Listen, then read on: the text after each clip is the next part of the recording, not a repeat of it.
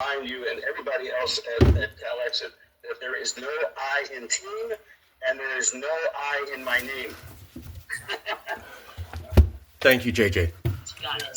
Essentially AMES. Oh God, I do that all the damn time. I'm so sorry, man. It's quite all right. It's happened a few times, but it's I take no offense, but for clarity purposes, it should be AMES. Okay. And now, going into what you've already started to explain, you pretty much laid out the nuts and bolts of everything to secure the resolution. The introduction of the resolution requires only one state senator and one member of the General Assembly. And my experience, and I preface all this by saying that I appreciate Marcus's praise, but I'm not the smartest guy in any room. I just happen to be another diner at the great trough of life. That's it. And I enjoy what I do. I've done it for 43 years, and I hope to be able to do it for another 43. But with respect to this resolution itself, it is you hear the phrase game changer all the time in many contexts. This is an absolute game changer. I have been personally in touch with not less than a dozen major international journalists who cover U.S. politics, and they are chomping at the bit. This will be international news before there's a date stamp put on the resolution once it's offered. And so when I say that everything in life is a matter of timing, everything in life is a matter of timing. And 10 years ago, when Marcus started this process, there was no way in the world that success would ever be possible. But 10 years from now, it's too late because we will already be in a fascist dictatorship. This is not only the time, it's the time. It's the only time. And what we have to do right now is to move as rapidly as humanly possible, partly because Donald Trump himself, personally, will support this. He will support pointing out anything that offends him, and California offends him, and he would love to cut this out. And all of the medical personnel that I've spoken to suggest that he is on not only the short list, but perhaps the very short list. So if this resolution could be introduced, hypothetically speaking, in the next 2 weeks, then that follow-up barrage of news, and again, you're not going to get most of the U.S.-based journalists to jump on it immediately because their bosses are all trying to curry favor with Trump, and they're not going to understand the connection between what it is that we're trying to do and what Trump would like to see happen. And he would like to see this happen only because he would consider this to be a win, and there's for himself. And there's only one thing that Trump cares about, and that's winning for himself. So I've known Donald Trump, full disclosure, since 1985. I've been in his company. I've been at 12 of his Christmas parties in New York City, all at the same place. And I have a feel for him. I have an understanding for him. And I do believe seriously that once this initial swamp of news from beginning with the international media taking the lead and forcing the U.S. media to respond or be left out, I think that we can move with all deliberate speed and make this happen in a much, much shorter period of time than anyone has previously perceived. The first step begins with identifying these two legislative champions, at which we need one in the Senate and one in the General Assembly, and that's what I hope we can at least take some steps forward on as a result of this meeting. So happy to take questions as they come. So please fire away. I'm happy to respond. Yeah, that was my first question. Is that do you want questions at the end or at the beginning? So thank you for saying that. I did have a question, and I'm trying to remember if this is something that was answered already in the materials. But so I guess I've mentioned it to a couple of people to get their interest. See that, and I thought about, some of their sorry, I'm kind of losing my train of thought. Some of their inquiries were, well, you're not going to get the conservative parts of California to jump in. You're not going to get this or that, but that's not even the approach. I mean, I don't think that matters. It's not going to be something that's going to be voted on necessarily, right? It's going to be handled completely differently, not by the voters, but by the external forces that you've outlined in the other materials, correct? Absolutely. There were three ways to proceed. First is by means of the resolution. Second is the request for the appointment of the Blue Ribbon Commission. And third, the ballot initiative. And in truth, the ballot initiative itself is non-binding, does nothing, and is really a simple expression of the sentiment of the public. And that's important to what it is that we're trying to accomplish, but it's not existential, and it is certainly a much more down the road circumstance. What in a perfect world, I find a lamp in the backyard this afternoon. I rub the lamp. The genie comes out and says, "What are your three wishes?" My first wish is that the resolution gets introduced in the next 2 weeks. Second is that the Blue Ribbon Commission is appointed sometime before April, May. And third is that by the time we get to a ballot initiative, the ballot initiative itself, that vote, is nothing more than a reaffirmation of the sentiment of California, which has already been expressed in the form of the resolution and the Blue Ribbon Commission. So we're certainly wanting to give the people of California an opportunity to have their voice heard on this point. But I would much rather see it heard as a 65% affirmation vote as opposed to anything else. Let me jump in on that real quick just to add. Let me jump in just to add to what JJ said. We only need one assembly member and one senator, and then about 7 other legislators to back this up. So that's just to get the panel going, which causes everything. Secondly, so we don't need all of the legislature to back it. We don't need all the conservatives in California to back it. We need a small percentage of the total 120 people to get this off the ground. So it doesn't matter. The other thing is that I want to point out, here's in blue. This does not say we're separating. This does not say the government called for separation. This does not say the government said separation is a good idea. All it said was the government wants to investigate because artillery shells over the freeway. That's it. Next question. Yeah, if I can. So, and thank you, Marcus. You've clarified something, okay? Because I'm trying to look at the big picture for a moment. Because as JJ mentioned before, I think, first of all, this is a really great plan. I do think it's a great plan. Where I kind of choke on it a little bit is when it gets to the fact that it requires a ballot initiative. Because it doesn't. It doesn't require a ballot initiative. Let me make myself perfectly clear on that. The ballot initiative, the only purpose that the ballot initiative would serve would be essentially to reaffirm that the public feels the same way about the prospect of separation as does the legislature, as do we. So the ballot initiative by itself does nothing. There's one way. Okay, I kind of heard you say that before too, but part of this distresses me in a weird way.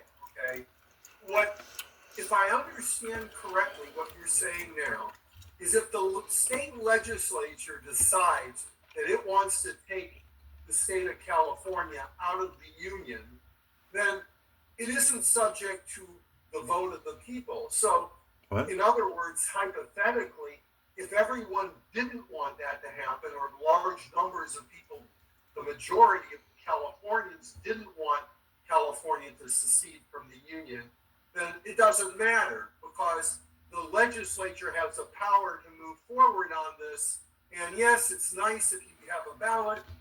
Help me understand what that means, because what I see here in general, as a non-expert, as clearly a non-expert, okay, is that, okay, you go through this process, and at some point I would hope, if this process succeeds, they say, okay, well, before we can pull the plug here, so to speak, before we can pull out of the union, we need the public of California, the voters Yeah. of California, to affirm this or thumbs down it.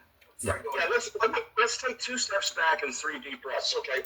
And we'll start from this understanding. The California legislature has zero authority to separate from the United States. Zero authority.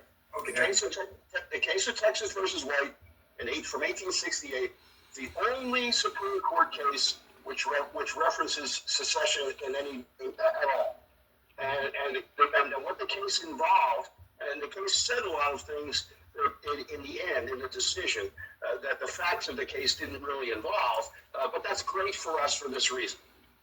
The state of Texas, after it had seceded, and after it had come back into the Union, wanted to sue in federal court. And the defense that was raised to Texas using the federal courts to sue for any reason was essentially, hey, Texas, you seceded from the Union, and when you did that, you gave up your right to access the federal courts. The Supreme Court said, no, that's not the case. The Supreme Court said that unilateral secession, unilateral withdrawal from the Union is unconstitutional. Therefore, the act of Texas in the first place never really happened for legal purposes. Therefore, Texas can still use the courts because a state cannot unilaterally remove itself from the Union. Now, the court went on to say that this is not to say that withdrawal is not possible. Withdrawal is possible with the consent of the states. Now, the Supreme Court didn't say what consent of the states meant, but legal scholars, the dominant constitutional scholars in the country today, including Erwin Chemerinsky, say that what those words mean, consent of the states, is that 26 state congressional delegations would have to vote in favor of a state removing itself. So the process, the actual process of what happens is, we get a resolution on file. The journalistic shitstorm happens in 20 seconds or less, and it lasts for as long as we want it to last, or as long as we can make it last. And during that time, what happens is, hopefully, the resolution is passed, the Blue Ribbon Commission is formed, the Blue Ribbon Commission gives its report to the governor, and then the governor says, based on all of this information, I think we should send a delegation to Washington to lobby the congressional delegations in Washington to get to the number 26 so that we can then separate. That's how the separation process occurs. So if what the ballot initiative does is simply affirm that, hey, 63, 65, 66% of California is right behind the governor and the Blue Ribbon Commission and the legislative champions who introduced the resolution. And now that we've accomplished all that, now we're going to we're going to form this delegation, which will probably be made up of many members of the Blue Ribbon Commission, send them to Washington, meet with each state delegation, hopefully get to number 26, and then a bill would be introduced in the Congress to permit California to separate, supported by 26 state delegations minimum, and then we go from there. So, okay, so what happens if that ballot you mentioned again? It doesn't turn out that 60% of the people in the state of California. I'm playing somewhat of devil's advocate in it. 60% of the people in California don't want to secede. Say only 30% on the ballot give a thumbs up. Now what? I can answer that if you want, but it's up to you. That's fine, but let me just address it a little bit first. First and foremost, at some point in time, I've done this a lot of years, and at some point in time in every conversation, common sense has to enter into the equation. And in this particular case, I invite someone to tell me the last Republican that was elected to statewide office other than Arnold Schwarzenegger. Okay, that's A. B, when you look at the message that we put out, the message is going to sell this to not maybe not 65%, maybe 85%, because the number our core message is really revolves around 3 to 4 different pieces of information, and that's it. First of all, California is a donor state. We contribute $400 billion a year. We contribute $400 billion a year to Washington. We receive back in the form of cash or services around about $300 billion, meaning that $100 billion of Californians' revenue, it goes to support some portion of the budget of 35 states. Why don't we have universal health care? Because we have to give $400 billion to Washington every year. If we didn't have to give $400 billion to Washington every year, the first term signed by the first Congress of a sovereign California would be universal health care. So we're offering something that has been delivered in Washington for 70 years and nothing has happened on it. So so when you talk about 30%, I have to ask 100% of Californians this. Are you someone who supports the concept of universal health care?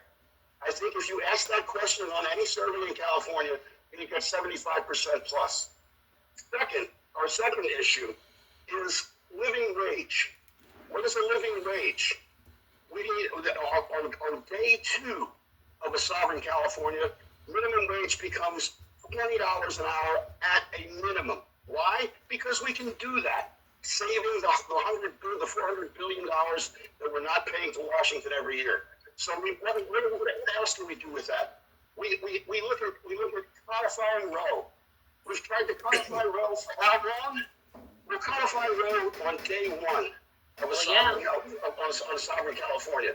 So what my pitch is, my elevator pitch, and I've gone way beyond it right now, but my elevator pitch is that since 1787, liberty and justice for all was a promise never kept. Since 1787, life, liberty, and the pursuit of happiness exists primarily for all white men who own property. If you are a person who believes in liberty and justice for all, if you are a person who believes in freedom, if you're a person who believes in life, liberty, and the pursuit of happiness, you've been promised that since 1787, and it has never been delivered. Yep. Why would you And think? again, one person, one vote, like we said yesterday. That's really important. That's never been realized either. You're preaching to the choir here. I mean, nobody on this call and many of the people that we know personally would absolutely agree with you. It's hard to argue it, but here's why I'm concerned and why I throw out this kind of fly in the ointment of 30% on a ballot, okay? Because when I look at what Trump has done to this country, I look from my perspective, I go, I don't get why people in general, whether in California or just generally, are not stopping him, are not stopping this, right? I'm sorry to interrupt, but there is no way to stop him. He is the chief executive officer. Thank you. He is the chief executive officer of the country. He's being supported by the Heritage Foundation, who has always wanted to enact a single executive, a unified executive theory. And if they had been as strong, let me put it this way, if there had been an internet in 1980, Ronald Reagan would have been the Donald Trump of today, because the Heritage Foundation would have much rather moved forward with the unified executive theory with a Ronald Reagan than they would a Donald Trump. But they took what they could get. They took what they had. So why did Donald Trump get reelected? A couple of reasons. One is the fiasco between Joe Biden and Kamala Harris, which I have inside information on that too, which we can talk about later. But more importantly, it happened because Democrats fucking suck at messaging, okay? And I don't. Messaging has always been my strong point. And when you start to talk, when you have, and let's just say this too.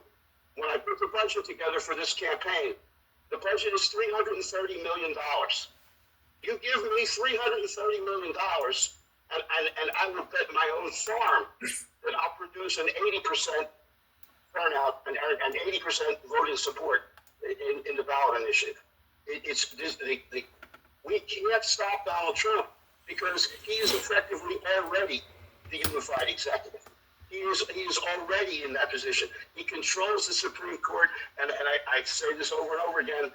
One thing that will happen between now and the next election, the midterm election, if there is one, will be that Alito and Thomas are going to resign.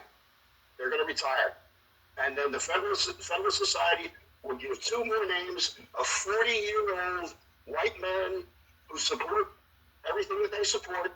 And then you have a rock-solid 6-3 conservative majority for 50 years. And the things that are being done now will never be able to be undone. I listened to Gavin talk about, I'm going to go to Washington maybe, and I'm going to maybe, change all of the things back to the way they were. Well, back to the way they were was still bullshit, number one. But number two, how are you going to do that? How are you going to do that? You're going to need constitutional amendments to undo much of what Trump has already done.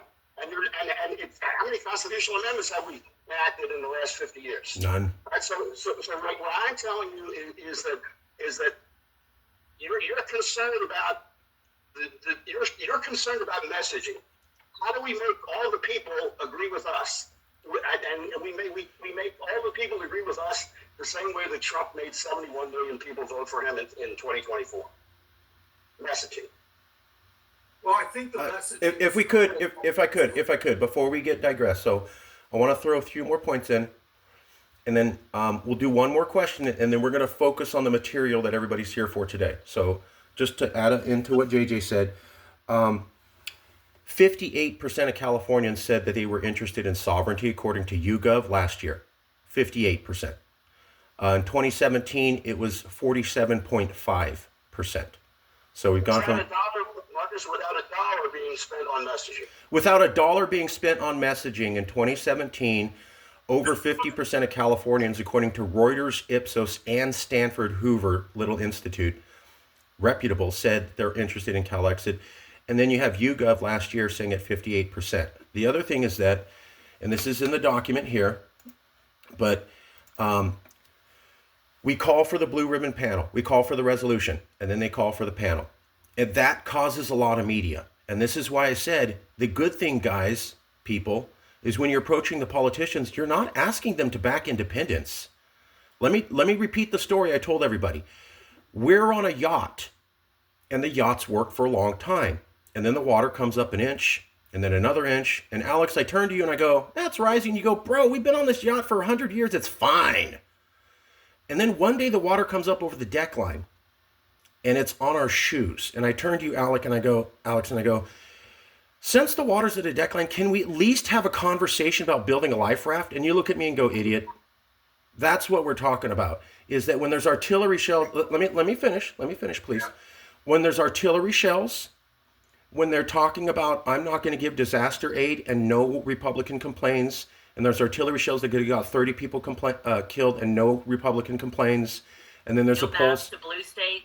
Yeah. That too. Yep. And then when they say we're going to send active duty Marines against the domestic protests never happened in U.S. history and no Republican complains. And then there's the LA Times survey that showed 48% of Republicans across all of America last year view you, Alex, as not an American. It's pretty much there. Now, let's say the conservatives don't want to back it. Who cares? That's 25% of the vote. You don't win anything there. If we have 65% of the vote, we win. The majority's with us. Secondly, the governor can call for a special election, just like he did with Prop 50. Takes about 2.5 months. The governor can also immediately demand that a blue ribbon panel start immediately, like within 1 month. So our plan is to get so much attention that it puts pressure on the politicians to back this. Then they'll have to call for a special election. Then they'll have to move up the panel. And all we're doing is saying, investigate building a life raft. Whatever conclusions come from the panel come. We know what it's going to be. So I'll leave it there. I'm saying is, real quickly, because I agree with 85, maybe 90% of this. The problem is, and it's not just the, it's not the Republicans and the conservatives. We know where they stand, right? They clearly are not going to be waving the flag. The problem I have is with the others who will, on one hand, say this isn't right. This is awful. Look what he's doing. But then they do nothing to stop it. And I'm telling you that at least early on in his presidency, the CIA could have taken care of him before the Department of Justice got corrupted, because he was clearly violating the Constitution. And you can go through a whole list of entities that are supposed to be, quote, on our side. Yeah, those are all at the federal level. You're talking federal level. What I hear from these people, let me just finish. What I hear from these people is that they don't want to break the rules too much. They're just, and I fear that there are too many people in California who may be on our side, in quotes, but when push comes to shove, and you put out there the thing that, so we're going to do it. We're going to push the button. We want to get out of here, right? And they're going to say, no, that's a bridge too far. Yes, I have to stop you, Alex. I have to stop you. Yeah, please. Because listen, you're saying that someone will say it's a bridge too far before you tell them that what's on the other side of the bridge is universal health care, a $20 an hour minimum wage, quality for all, not trying to help. You're presuming that they're not going to be affected by that. I have to agree. And I'm presuming that the only person not affected by that is a fucking moron. And I got it all the time. I mean, people who would look at me in the eye and say, I'm not interested in universal health care. I'm not interested in equality for all. I'm not interested in codifying law. I'm not interested in the construction of a million middle-income housing projects in California from top to bottom. If someone tells me they're not interested in that, then I say, you know what you need to do? You need to go and vote for Trump again, and vote for the next Trump after that, and the next Trump after that, and the next Trump after that, because that's where we are. So I can't live in the past. I have to live in the present and have a vision of the future. Some people see the forest, other people see the trees. The visionaries see what lies beyond, what lies beyond the horizon line. And what lies beyond the horizon line in this instance is one of two things: a fascist dictator America or a sovereign California. We are a single trigger event away from the start of Civil War 2.0. And if we allow that to happen before we've made this move, then we're right back where Texas was in 1868. We're trying to function within a system that is not built to benefit us. I don't know how else to say. So, yeah, Josh has a question. We're going to go to that. I'm just going to say one thing. Josh is going to comment, and then we're going to move on because everybody's here to cover the plan. I guess it basically comes down to chance. Should we even try to save ourselves? Or, oh no, this may not work and that may not work, so let's just not try. Everything's kind of failing. Everybody's here because they sold me privately, Mark, I've been at this for years and nothing works. This has never been tried. So I guess ultimately it comes down to, we've given a lot of reasons why this could work. We've given a lot of reasons why it's an easy sell. If you're looking for, I need to see 100% guaranteed this is going to work, and nothing like that exists. So here's a plan. It's never been tried. All of the math works out. Let's try, because everything else has failed. I'm going to leave it there. We're going to go to Josh, and then we're going to move on. Josh? I have a question too, though. Please, we'll answer the questions, and then we'll answer one round of questions, and then we're going to move on to the text. So Josh, then Rachel. Rach, do you need to go first? You can. Yeah, no, it's sure. I might as well. I mean, I just have more like practical questions. I think I may have mentioned this before. Let's say I live and work in California, but I do have to travel for work to Oregon, Washington, Alaska. How practically, I'm just thinking, how does I want it? And if you have materials on that, how is that going to work? How are we going to be able to go between what used to be, are we going to have agreements with each state? Are we going to have, it's basically we're going to be another country, no longer part of the United States. So I'm just curious, has that been planned out or gamed out? Yes. The California passport, right? Yes. So you will keep. So it works the same way that it works in the European Union. It works the same way, and it works very effectively there at this point in time. And the larger question is, what are the continuing rights of Californians that we may have earned as part of the United States, Yes. but now we're not part of the United States anymore. And that's the reason why the delegation goes to Washington and meets with the congressional delegations, because believe it or not, every congressional delegation is going to have some little piece that they want to insert into the negotiations to say that they had a thumbprint on it, and that's that. There will obviously have to be understandings as to what are the rights of Social Security recipients living in California after California is a sovereign nation. And what are the travel rights? Well, what kind of passport is required?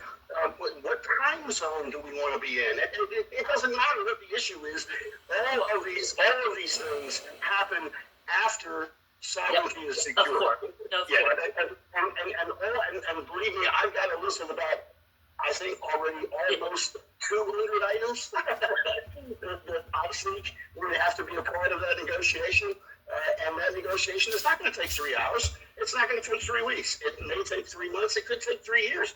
But the bottom line is, there will once we secure the 26 state delegations in support, and the bill is introduced and passed, then the negotiation begins formally.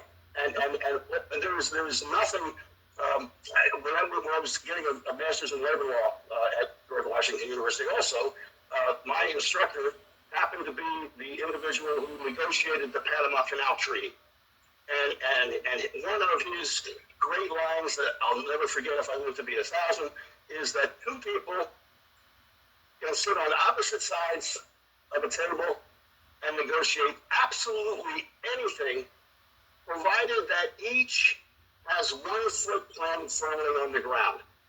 He said, if your opponent is hovering, leave the room immediately, because you're not going to be able to accomplish anything. In this particular case, believe me, there is tons and tons and tons of Republican incentive to be for this. The first and foremost incentive is that when California separates, as many as 52 Democratic congressmen separate with them. Translation, there will never be a Democratic majority in the U.S. House of Representatives ever again once California leaves. So therefore, what does that do? It forces me to respond to my Democratic friends in Illinois, wanting to know why I'm sticking something in their ear. Yep. But at the same time, it is also incentive to Republicans to support this. And also get other blue states to maybe join. Like, they don't want to be part of a Thank you. Congress. We're going to be a little bit careful about that right now, because the more people that you invite into the negotiating room, the harder the negotiation gets. Oh, yes. So what you want to do is we want to be what California has always been, and that is the trendsetter. Yes. We're on the same page. I mean that they might consider later. It'd be great to have Oregon, Washington, Hawaii with Absolutely. us after we do it. Absolutely. In fact, we've already been in contact with people in Oregon and Washington, as well as New York and Connecticut. And so I'm actually trying to assist those people now in getting their programs started. And Marcus has already been working with Texas and Alaska and everybody else. So I'm familiar with the fact that this could become the newest pet rock. The newest hula hoop, the newest beanie baby. And that's okay, as long as we do it first and maintain control over our own sovereignty at all times. Couple comments, and then we're going to go to Josh. Yes, everything JJ said is correct, 100%. A quick answer you can give them is dual sovereignty. America allows dual sovereignty with many other countries: Israel, Canada, England, etc., South Korea. If you have dual sovereignty, you can travel free like before, and you get your Social Security, no problems. That's roughly what we say to them to get it to go away. Also, it has to be California leading and us doing it. If other states like that idea, then we can do that. But JJ's right. It's got to be us in the leadership seat. But I think that is something that other people may, like, if we leave, Oregon and New York are going to look into this, right? And who are they going to call? Us. Without question. And are we going to be mean to them? No, we're going to be receptive. We're just not going to let them be tied to our exit. But we are totally cool with telling them, bro, here's how we did it. Am I saying that right, JJ? Yeah, you're right. And let me just add one thing too, because this question comes up. It used to come up all the time. It doesn't come up much anymore. But is that well, what if we separate, and then the United States decides that they want us back and they attack us? And my answer to that is that we're the fourth largest economy in the world. The very first phone call that will be received by the George Washington of a sovereign California will be from NATO. Because NATO will not want the fourth largest economy in the world to not be a part of NATO. And then the second phone call is to NAFTA, which means we have all our existing trade locked in. Josh, you had a question, brother. It was more just adding, and just from kind of coming into it as the layman, but then kind of paying attention this whole year to what the options are.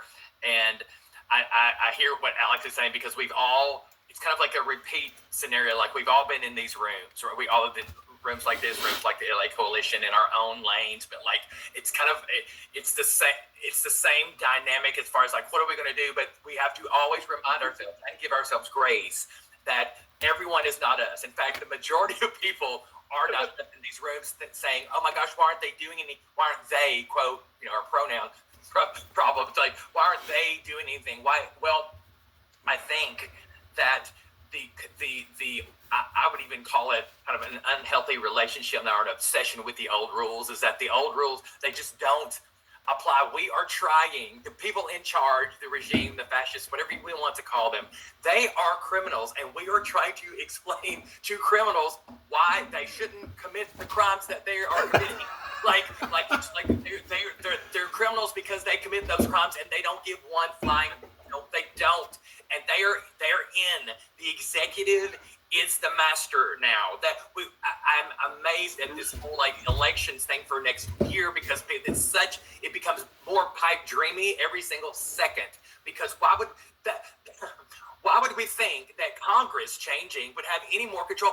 They have Congress now, and they're not they're starting wars, spending money, doing everything that the executive wants, and they have Congress, quote unquote, right? 100%, yeah. Why would we think that it's going to change when we're the biggest, bluest, cobalt sky, wonderful blue wave ever, and every seat is blue? About 12 months, well, really, 12 months and a couple of days from now, on January 6th of 2027, that's going to make a difference. And it's the whole 51-49 of it that just continues on and on and on.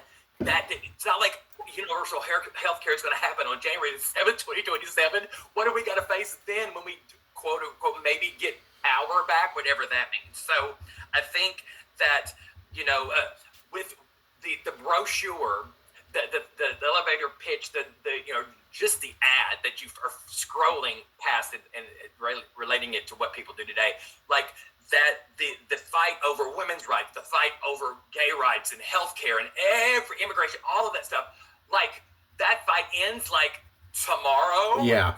With the sovereignty. Yeah.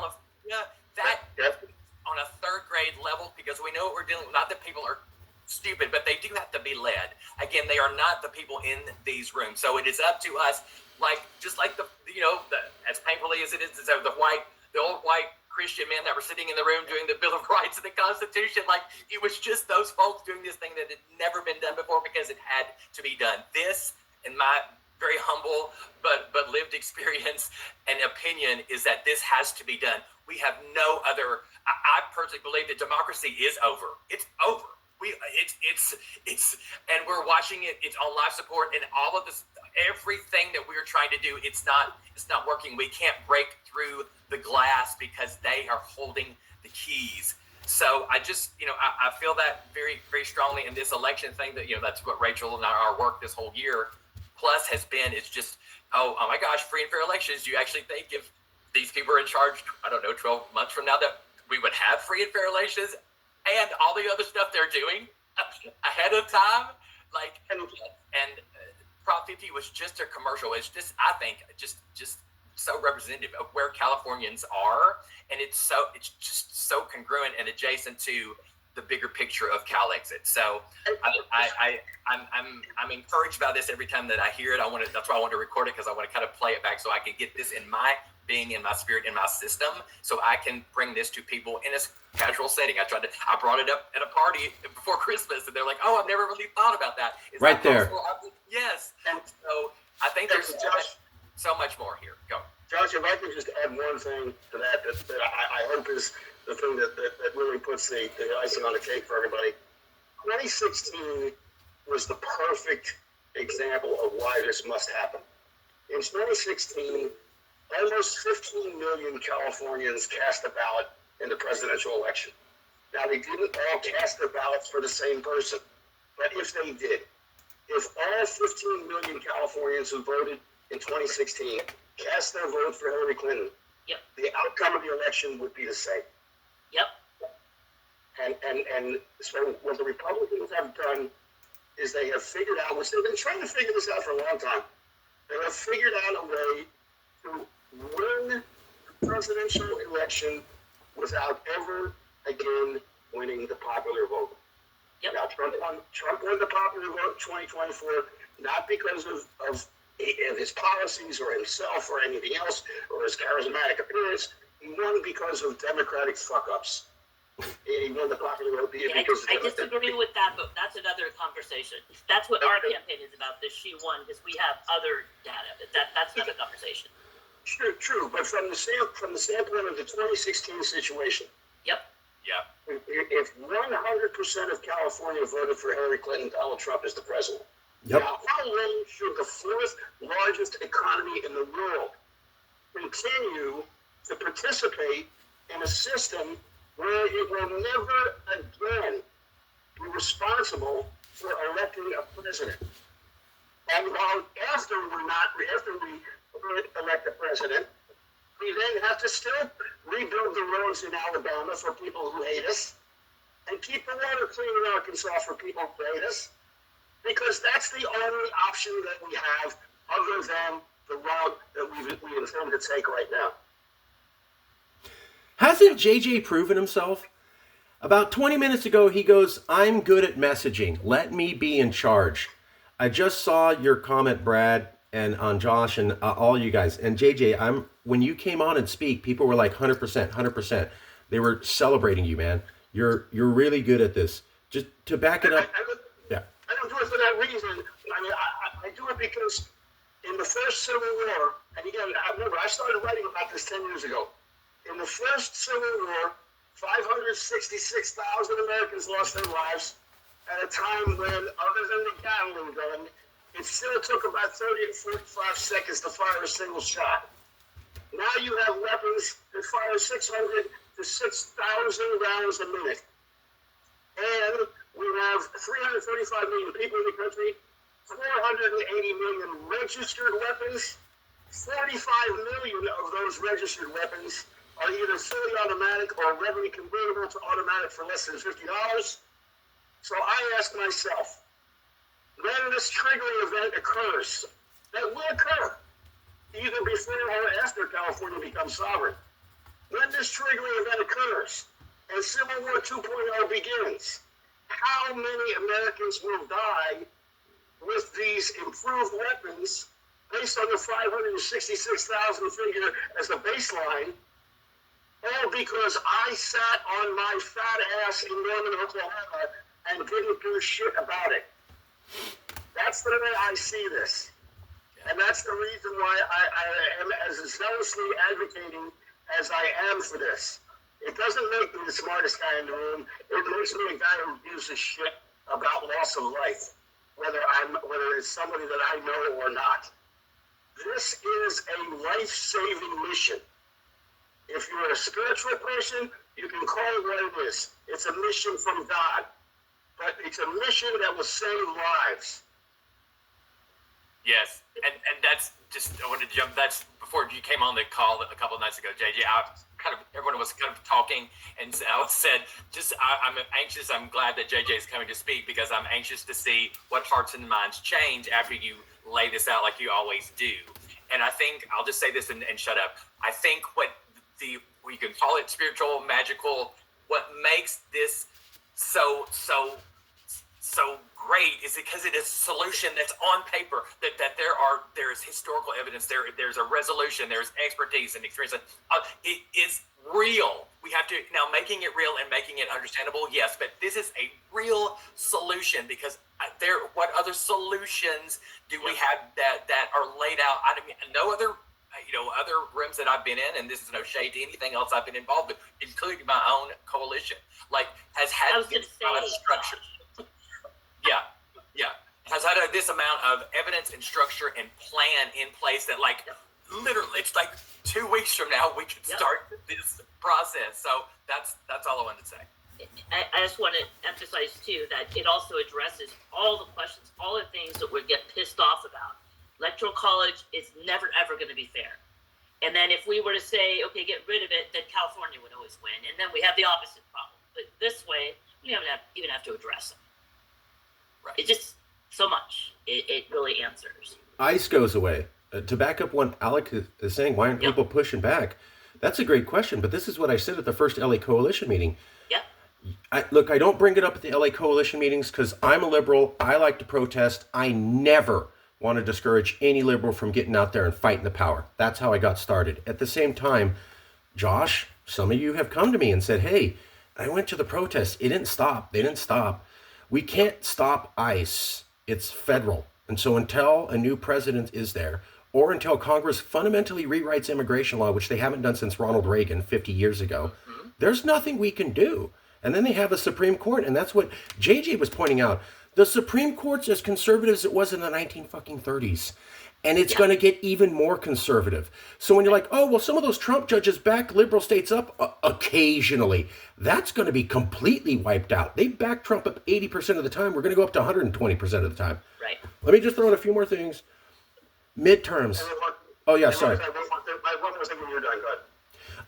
Just to tie in what everybody said, and then I do want to cover a couple of the things that JJ put together, just so we're ramped up on that. By the way, Alex, after we review the material, I will stay here and answer every single question you have once we've gotten people through the material. Just real quick, Nancy invited JJ to come and speak because she saw the article about how Trump was planning to rig the midterms over Christmas. So that's somebody who's not even here going, wow, that looks like this whole thing's he's going to rig midterms. He just tried to do it with Texas. And then over Christmas, when people are busy, then he goes, give me all your voter rolls and I'm going to start eliminating people. This is Florida with George W. Bush again. Remember, 35,000 black people were removed from the voting rolls in Florida, which is racist as hell. And then the Supreme Court backed it up. We have an even more rigged Supreme Court. Finally, Josh is right. The debates end. When California's independent, we're not having debates on gay people and transgender and immigrants and can women have access to abortions and is climate change real and is it okay to trash our that's all gone.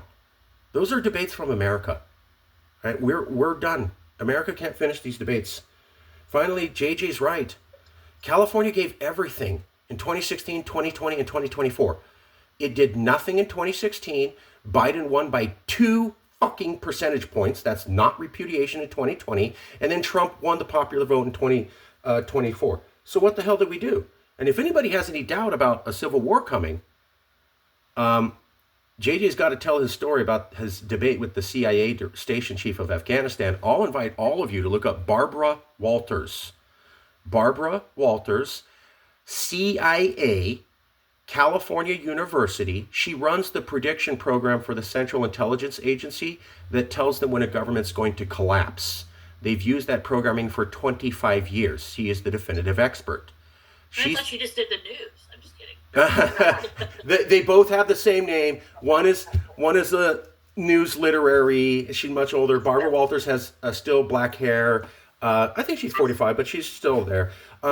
She's saying, hey, I'm running America in the models we've used to alert CIA agents over the last 25 years, and they're all saying America's next. So that is the top expert in the CIA saying exactly what JJ's saying. This isn't... Yeah.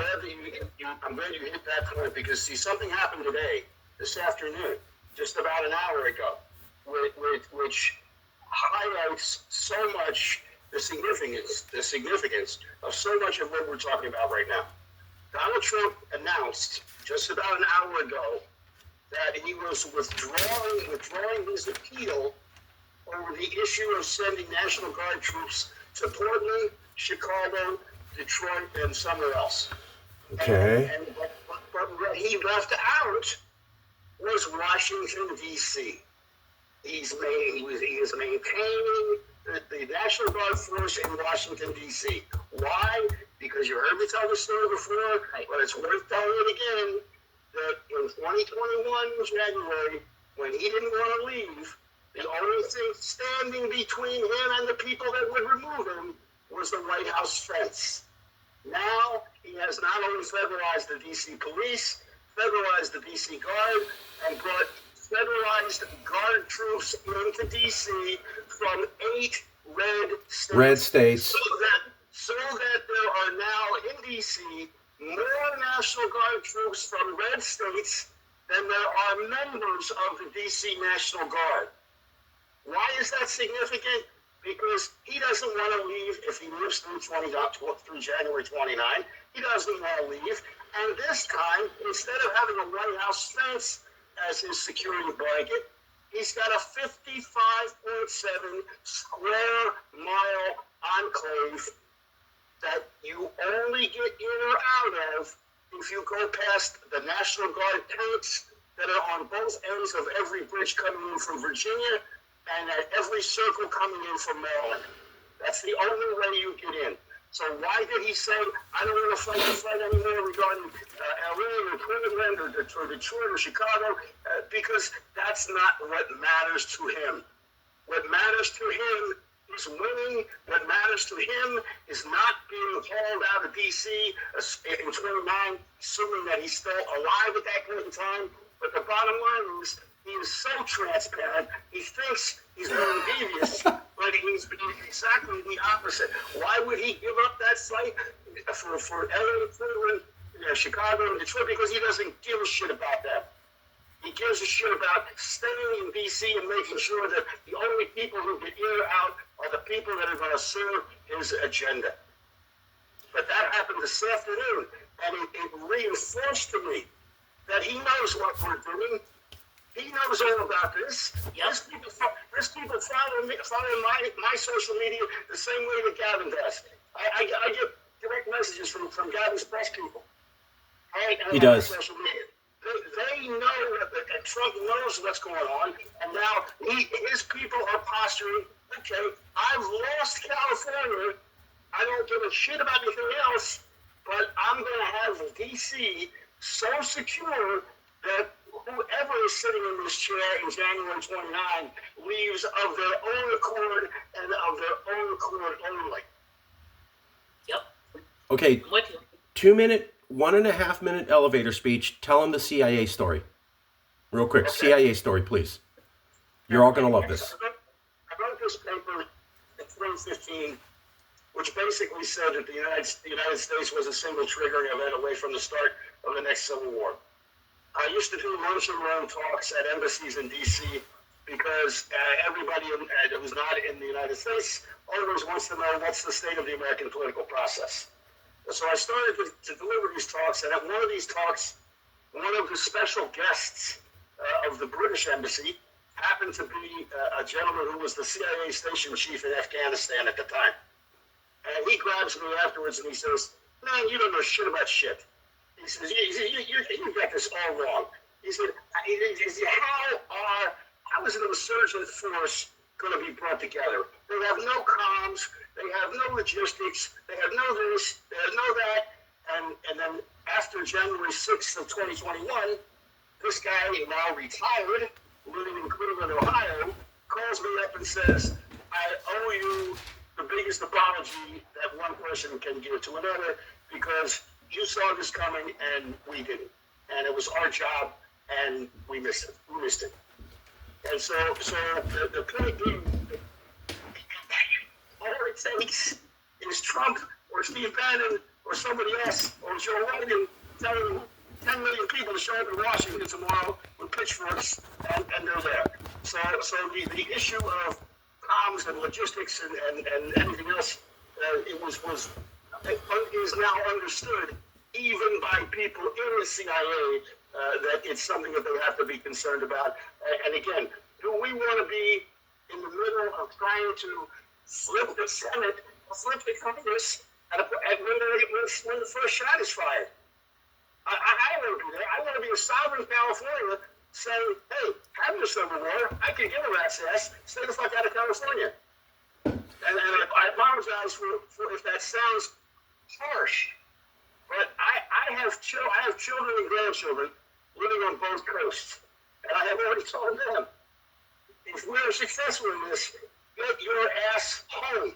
Yep. As fast as possible. Yep. There are people in New Jersey right now that I'm personally acquainted with that are in the process of moving to California, not because they love the weather. They're moving to California because I've explained to them what the consequences of not being in California. So there are people, and I know this because I have 12,000 some followers on TikTok. And I saw Calexit every day, 6 nights a week on TikTok. I'll be doing it again today in about an hour and a half. Worth watching. And the bottom line is that there are more people in red states and even blue states who are interested and excited by what it is that we're doing that we can expect after our success an influx of many new Californians.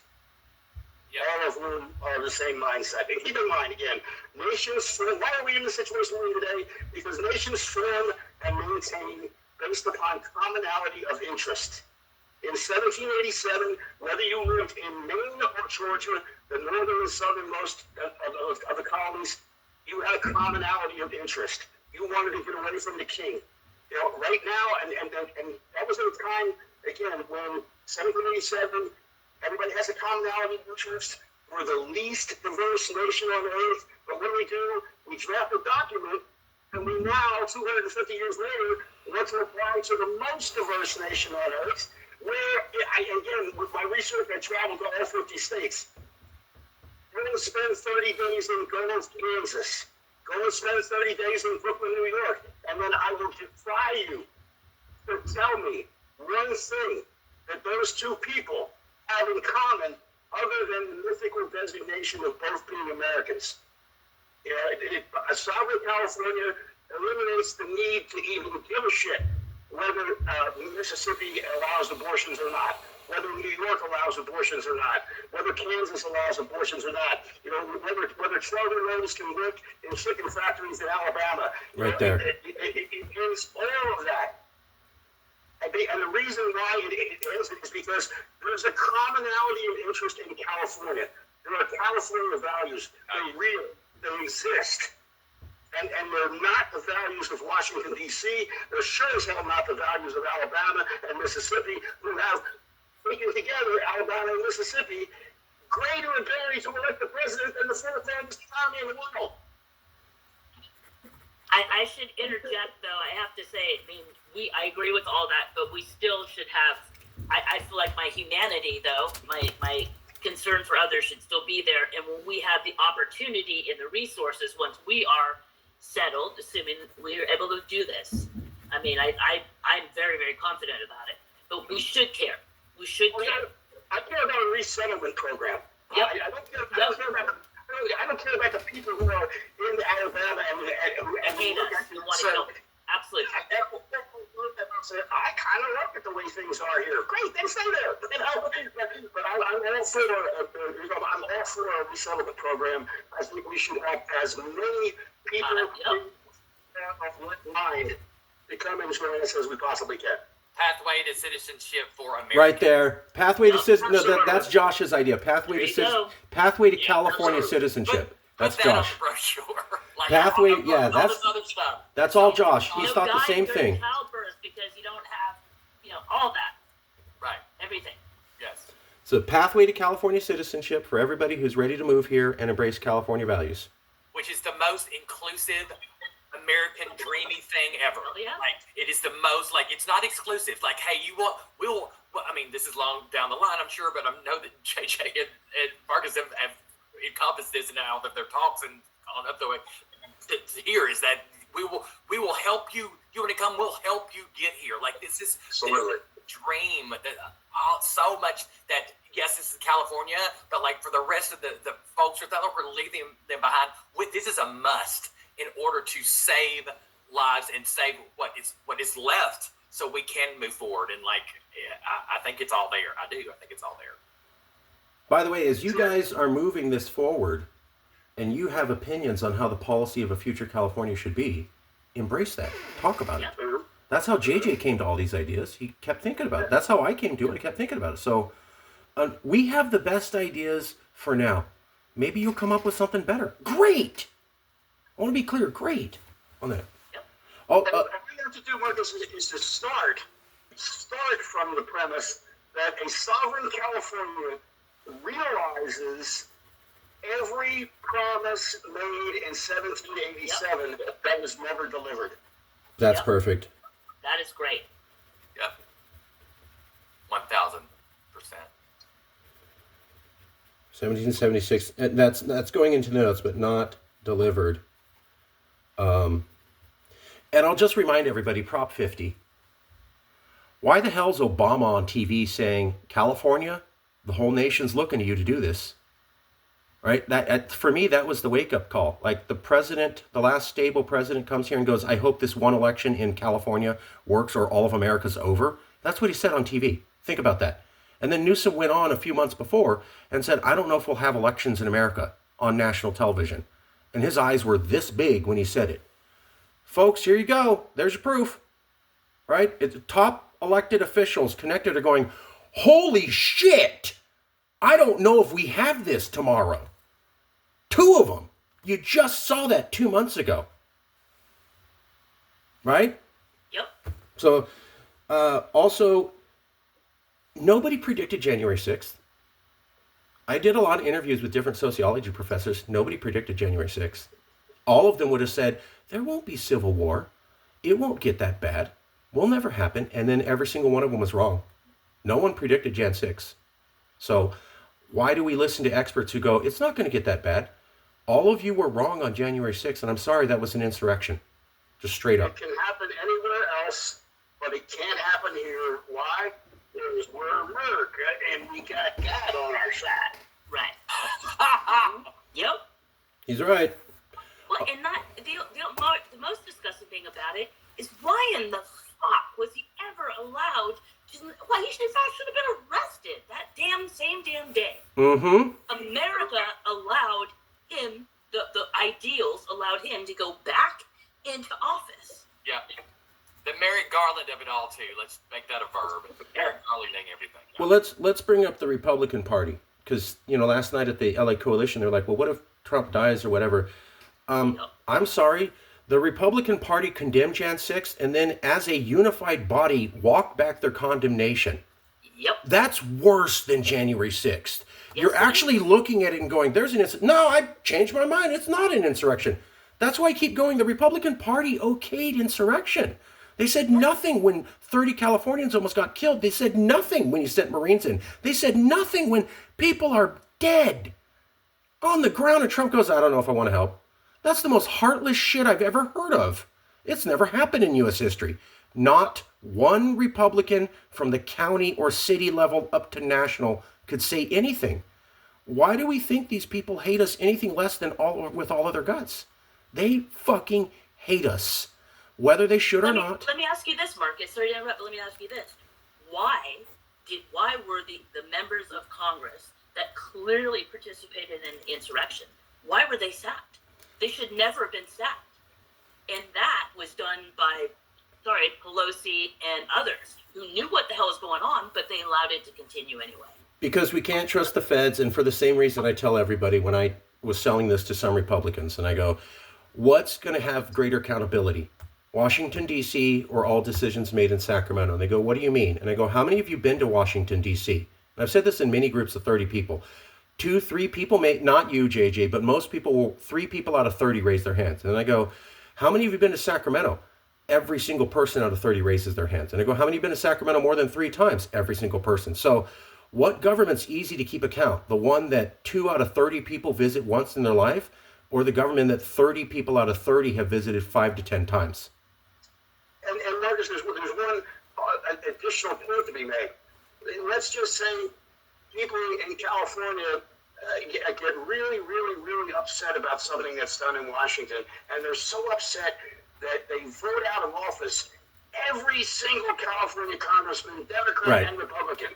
What does that change with respect to what happened in Washington? Nothing.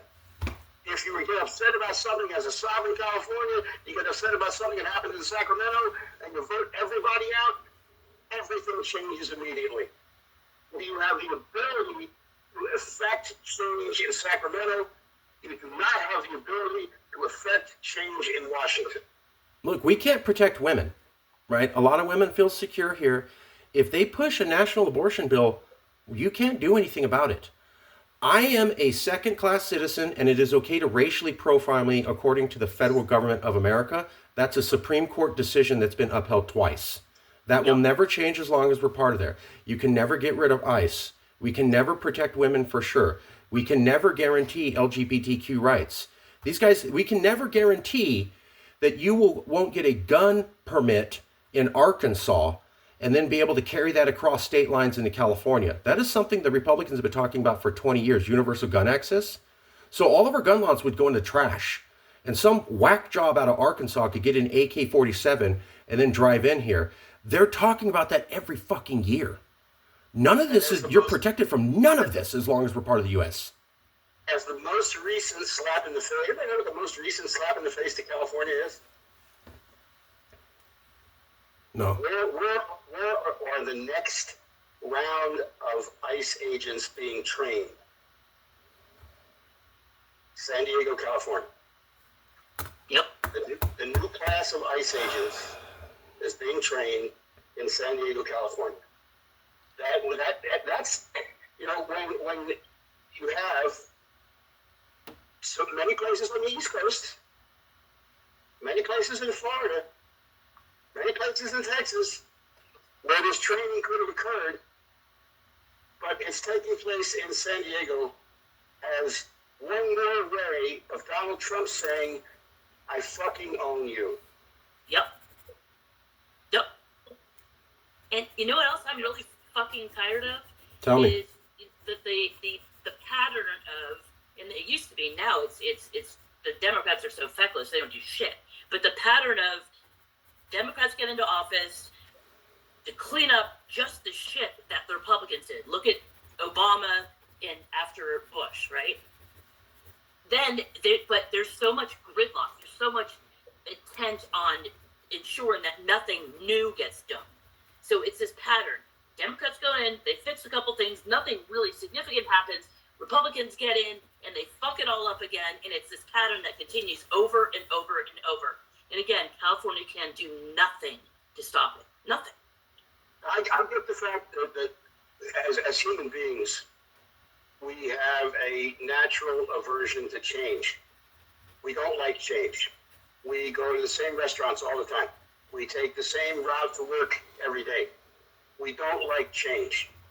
And the best example, I give many examples, but identify one thing that we do the same way today that we did in 1787, other than eat, sleep, and use the bathroom. We are willing always to stare technological advances in the face and say, I don't want to do that. I don't want to do that. I don't like change. Change bad. Change no good. There is no opportunity right now for us to say change no good. Mm-hmm. Because there is change or there is death. And that may sound a little over the top, but that's the way it is. No, it's not. And also, all of us here, though, I would say, are very open to change, because I actually don't go to the same restaurant all the time, and I don't go drive the same way because I need that. I need that diversity, and I need growth.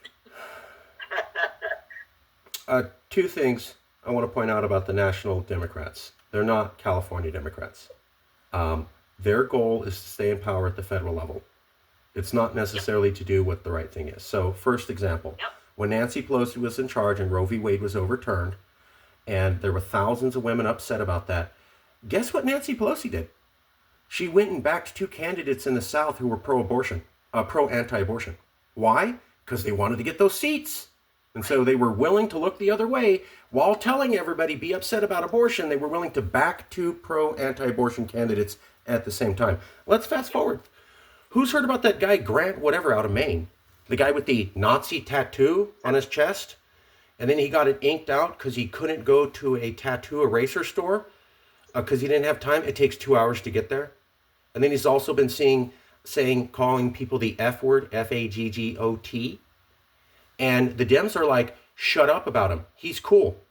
Let's talk about how they're bracking Marjorie Taylor Greene. They go, oh, she's turned. Yeah. She has said that her comments against Jewish people were racist. She said that she tolerated white supremacists in the background. She's condemned half of her voting base. She said, I was wrong for associating with 3/4 of the people I did over the last... No, she said none of that.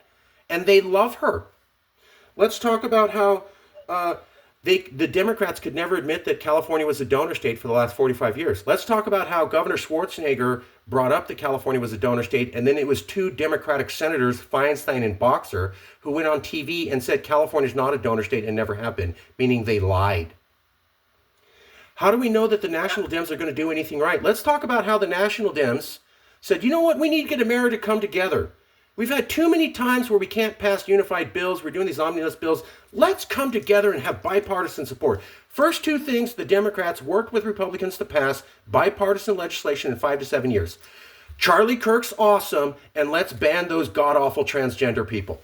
So you tell me you have any faith that the American Democratic Party is not going to bend to racism and bigotry so that they can maintain power? Nope. Because all you have to know is this. The Democratic Party has had unified government, meaning they've had control of the House, Senate, and White House 4 times in the last 3 decades, and during any one of those 4 times, they could have codified Roe v. Wade, and they just didn't give a shit. Exactly. Yep. So how much of this is on the how many times have that? That's why I blame them. We know the Republicans are. This is on the fucking Democrat. This is on y'all, on them for failing over and over decades of that and not acting. Exactly. And I think that I'll say this really quickly because I know we didn't move on. Like the thing about this, and I think there is almost an unhealthy, I would now say, obsession for us as progressives and Democrats, like. That we're obsessed with consensus. We've got to include, that is not in the traditional sense. We don't have to have that for this. We do not have to have everybody on. We are the leaders in this. This is an anomaly. This is a brand new, fresh, shiny thing. We're going to say this is a product. You don't really know that you need this, but oh, how you need this. We need this to not only live and thrive. We need this to survive. That is where what Calexit is for California. Let California be California. What this is going to activate are people like that are in this room. This will activate fighters. This will activate people that are historically oppressed, women, black women, gay people. Like this will bring us, because they're represented on this call, us out in numbers. The thing is just getting it across because they don't know that this can happen. Make it real. Let me cover some of the stuff that JJ went, just so we cover a little bit of this. I'm going to do a share screen, and I want to thank everybody for their time here. Deeply appreciate it. Okay, just to cover some of the basics. So, can everyone see that okay? Yes. Okay, so again, 1 assembly person, 1 senator out of 120. JJ's already identified 22. We're not saying vote for separation. We're not saying you have to back separation. What we're saying is the yacht's sinking.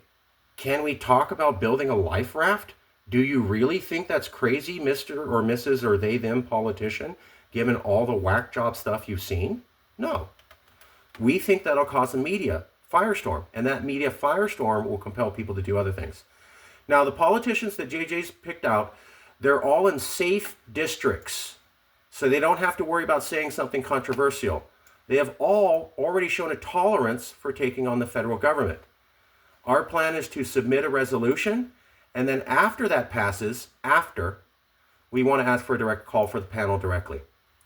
How to approach the assembly. This is from JJ. Support only means approving a study. It does not mean endorsing independence. This is not a secession independence thing. This is a study, an inquiry. Supporting the bill for the creation of the panel means they are supporting knowledge, not a policy. We're not suggesting a policy. We're saying, don't you think it's time to look into this? This resolution is an act of preparedness. We've seen what can happen. We can't predict what will happen in the future. This is a way for us to respond to the unknown. We're looking for a referral of a resolution to either the Judicial or Government Organizational Committee. Now, for the Senate, it's the same, but a little bit different.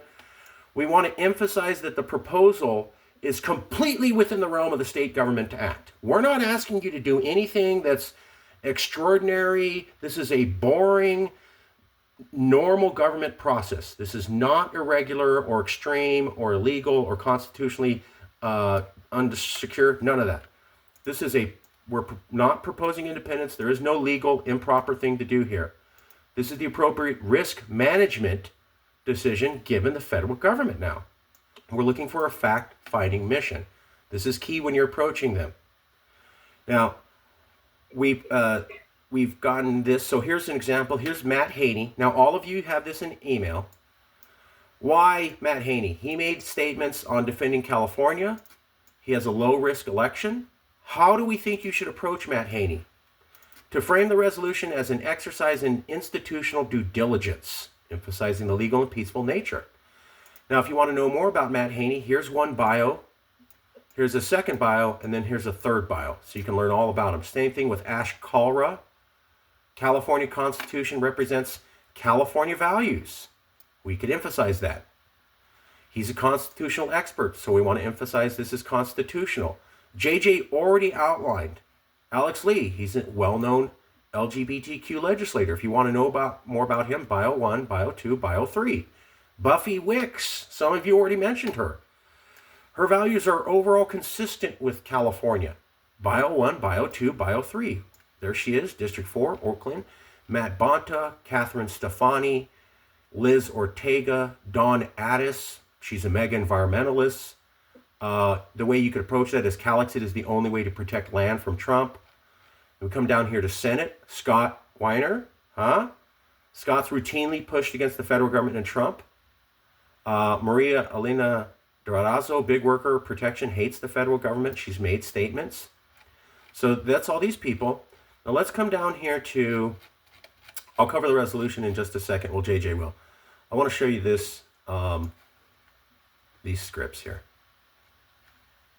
Let me fix this give me 1 second. So JJ has already created the scripts. Here's the email script. You can literally copy and paste.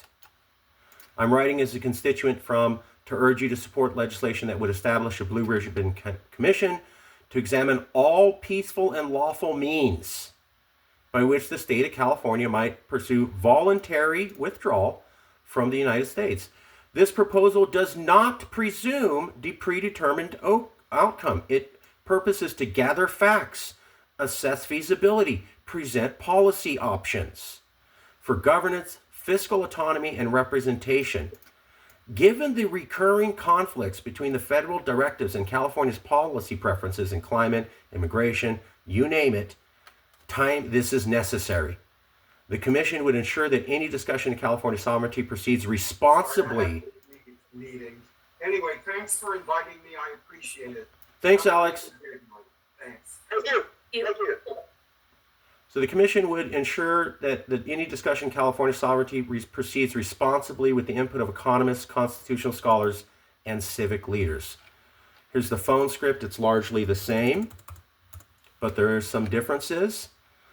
I'm calling as a constituent to urge you, whoever they are, Senate or Assembly, to support legislation creating a blue ribbon panel. Californians have long faced political and economic challenges resulting from federal policies that fail to reflect our values. A blue ribbon panel would not declare independence or commit to separation. It would simply evaluate all legal and peaceful mechanisms. So does everybody see what JJ is trying to emphasize with these two things? Rachel, Josh, Brad, does that make sense what we're trying to go for? This isn't independence. This is experts studying. JJ, could you comment on that? Yeah, I just think that again, you want to, legislators hate to commit to anything. So, because then they have to defend that commitment down the road, even if they're in a safe district, but not as difficult if they're in a safe district. But in this particular case, what we're trying to emphasize is that we are not, that your support of this resolution, your support of the bill establishing a Blue Ribbon Commission, is not support for any particular outcome. It is simply being a responsible legislator, recognizing that the federal government is in a state of absolute flux and disorganization at this point, and that California has suffered as a result. Therefore, as a California state elected representative, it is incumbent upon you to explore ways in which further damage, further devastation might be avoided. That's simple. That's all you're asking them to do. You don't have to come up with the script. What we recommend is that you call and email. So I like to email and then call an hour or two later and say, hey, I sent you an email, but by the way, here's my message. Because if they like the message, they'll look up the email, and now you got two messages to them. So JJ's already written out the email script, the call script. You don't have to think about it. He's already identified the legislators. Let me go back up to that. And like I said, here's the name. Here's his suggested approach. And then here's bios, so you can learn even more about them. Like if you want to take this and you really want to zone in, I've already outlined where you can get all the best info from them. And these are top level sources. So the question then becomes, how do we call and email all these people? I'd like to turn it over a little bit to Rachel and Josh. You guys are the experts in the room on that. What do you think might be the best way to email call these politicians?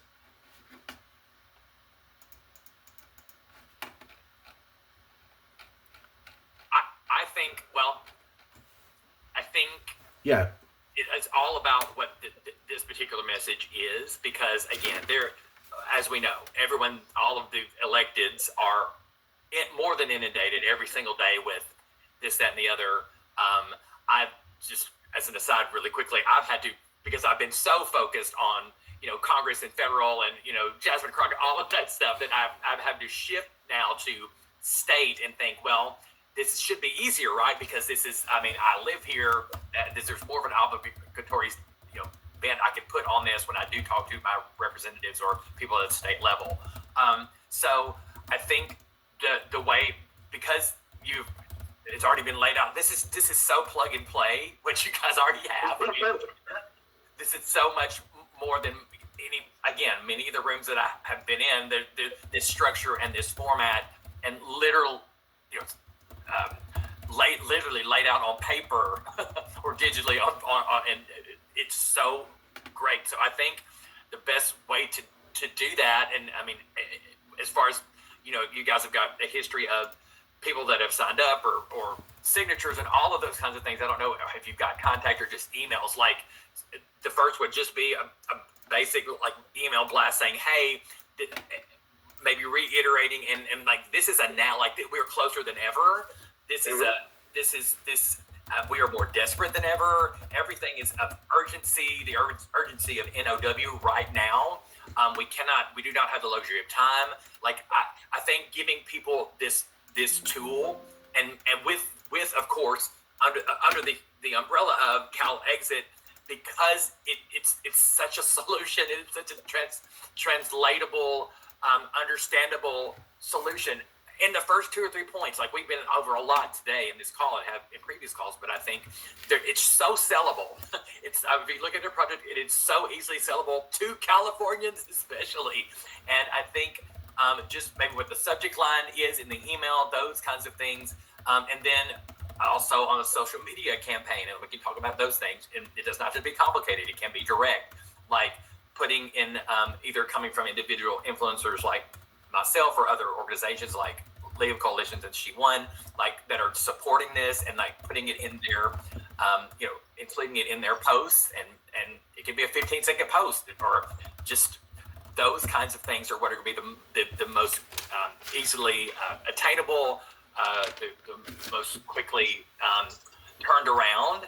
And I've not dug enough in it and talked to you guys other than just these conversations about what you have in place for social media and those kind of, but that's where folks are really trusting in getting their news now. Yes, they're going, there's so much less of the mainstream. The mainstream is still a lever that will, like JJ said, and we've long believed, like this makes international news like the next second that it's exposed.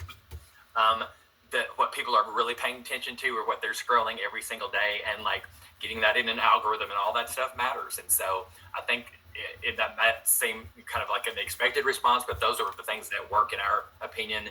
Also, the third thing I'll say is mobilize, using that as a tool. We've had a couple of national calls for our movement, League of Coalitions, She Won, and basically we've gone around the different markets. Like the last call we had 20 different markets, and you go into what Mobilize is you can pinpoint and set up an event in that market. So when people, a call in that market, so when people say, hey, what's happening in my in the protest space in my area today, and it covers virtual as well. That virtual call for,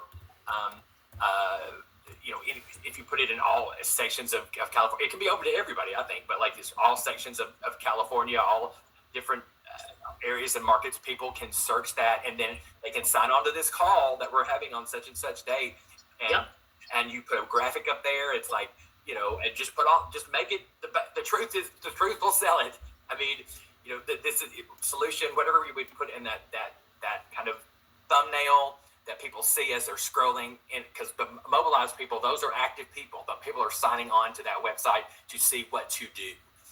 And there's a lot of redundancy and repetition as far as like, it's a 50-51 thing again already, and it kind of becomes, the same thing. This is different. That's why our She Won call pierced through a couple of times and we got people on. It's because it was, whether you agree with it or not, like people were tuning in because there was a difference made in just the visual and what we were talking about. And oh my gosh, could this be a real thing? Yes, it's real. That's what we had to make. This makes it real.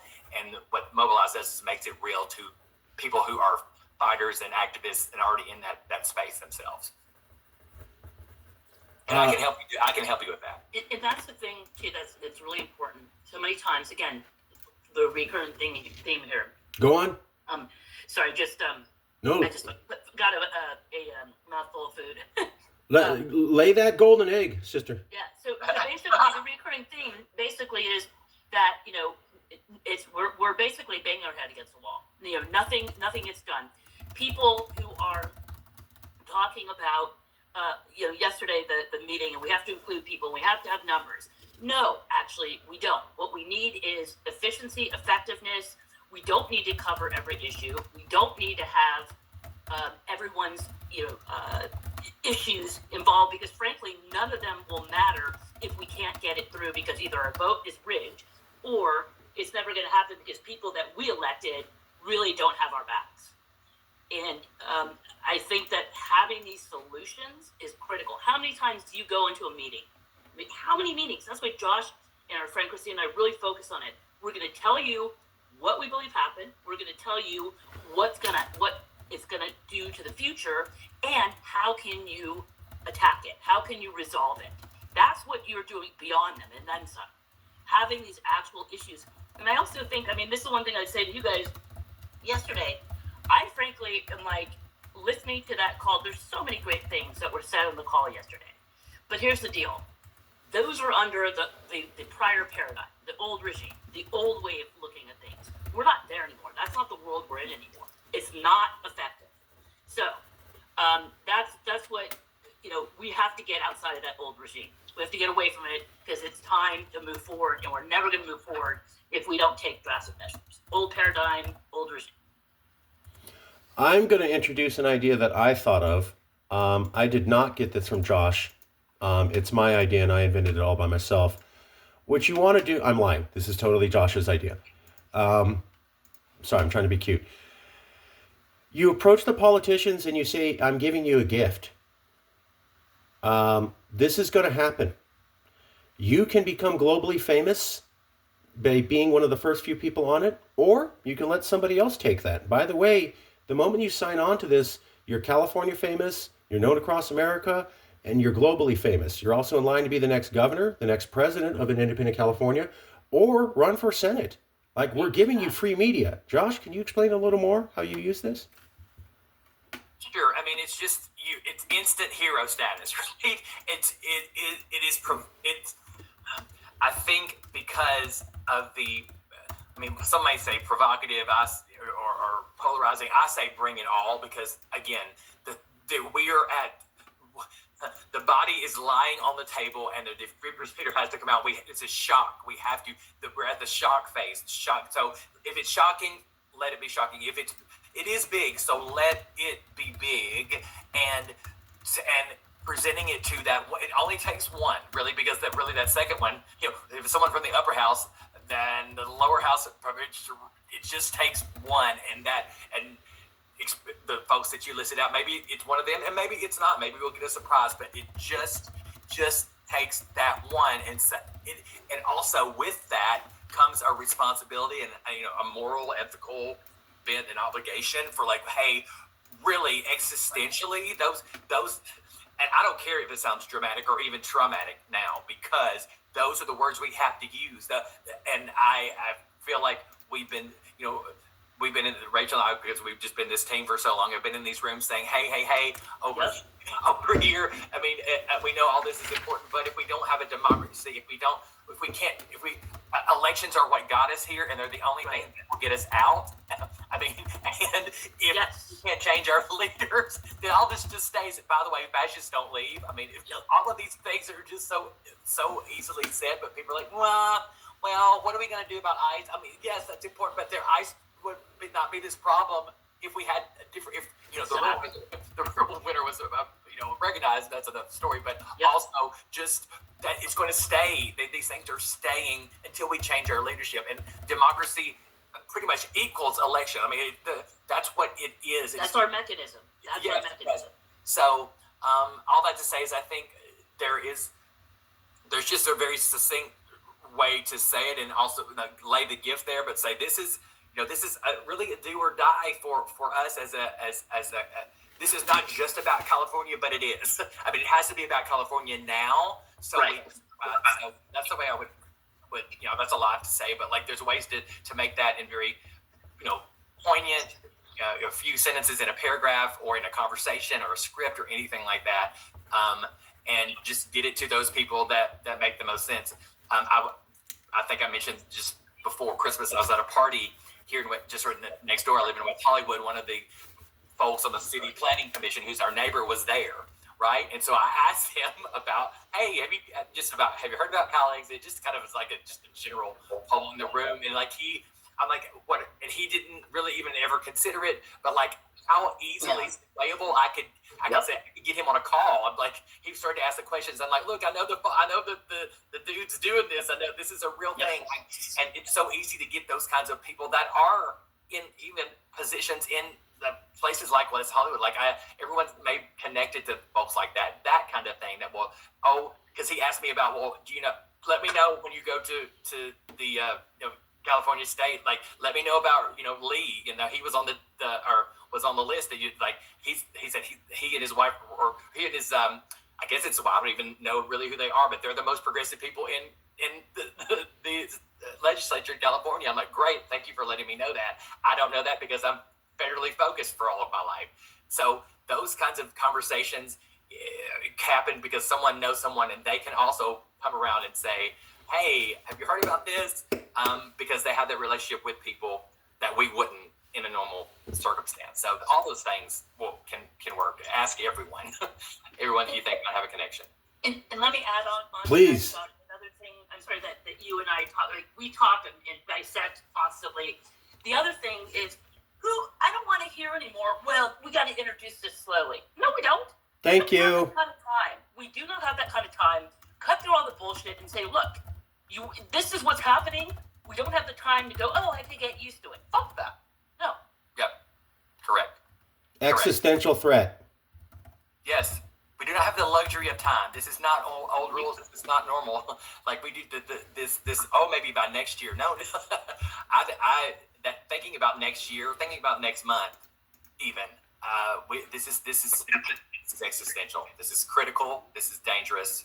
This is now. This is existential. Let me just add that Donald Trump has made billions of dollars off of things being delayed. And the more that we delay, the more we're helping him. Hey, let me ask you guys a question. You guys might know this. I recently heard someone quoted, I won't even call him his name, the insurrectionist, as saying, this is going to be the Democrats' last Christmas? What the hell does that mean?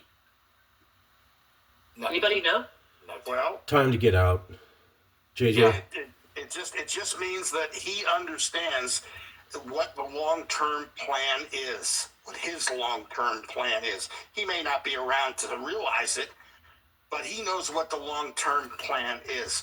That when the way that you beat Donald Trump is to listen to him, because he speaks the silent part out loud. Yep. And then you have to be able to understand. Yeah, God, I can't believe he just said that, but he just said that. Why? Because that's what he does. He's the guy. See, you never worry about the person who tells you every hour on the hour that they're going to put a bullet in the back of your head. Mm-hmm. You worry about the guy who you don't hear walking up behind you and puts a bullet in the back of your head. But what Trump does is he gets off on telling you, hey, I'm that guy that's going to come up to you behind you someday and put a bullet in the back of your head. He gets off on that. He wants you to understand exactly who put you in that situation, why you're there, and that you now have no way out. Yep. Yes. Pretty much. Yes. I want to play a quick game. Yeah. So it's called elevator speech. JJ, I want you to play along. So Rachel, then Josh, and then JJ. And there's a reason for this. So Brad, if you want to join in. Oh, and Brad, yes, I want to work with you on social media. That's brilliant.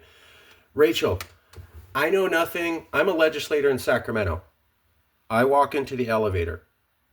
You have a minute and a half to tell me what I'm supposed to be doing and why I'm supposed to be doing it. Then we'll go to Josh, and then we'll go to JJ. This is a learning exercise. So, Rachel, hi, my name's Mark. I don't know anything about what you're talking about, but I can make it happen. You have me for a minute and a half. What would you tell me? Great, thank you. Well, I'm just going to get right to it. I'm not going to waste any time here. So, Sure. basically, we're talking about California that already leads the world, already leads the country, actually helping us realize the American dream, the dream that we've all been sold on. Life, liberty, and the pursuit of happiness. One person, one vote. Equality for all. All that's bullshit because of how our country has been set up, who set it up, and how it's been changed repeatedly to go bring us backwards, not forward. This is an opportunity to move away from this insanity that we keep going into year after year after year, and actually have a place where people can grow, can move forward, can have universal health care. Imagine that. So I hope you'll give me a minute. All we're asking for right now is to be part of a blue ribbon panel. We're doing exploratory work, and that's all we need from you. We're not asking for anything further. We have everything you need at our fingertips. Anything you need, we probably already have it figured out and ready to go. Okay. We're going to go to Josh, and then Brad, if you want to go, and then we'll go to JJ. Josh, I walk into an elevator. Nice pants, man. I mean, wow, that is really sparkly. What did you want to talk to me about? Sorry, that was messed up. I'm sorry. I shouldn't throw you off. Let me serious face. Then I would probably say something a little inappropriate, but then I would go into I would to break the ice. I would probably ask them first. I would just ask them,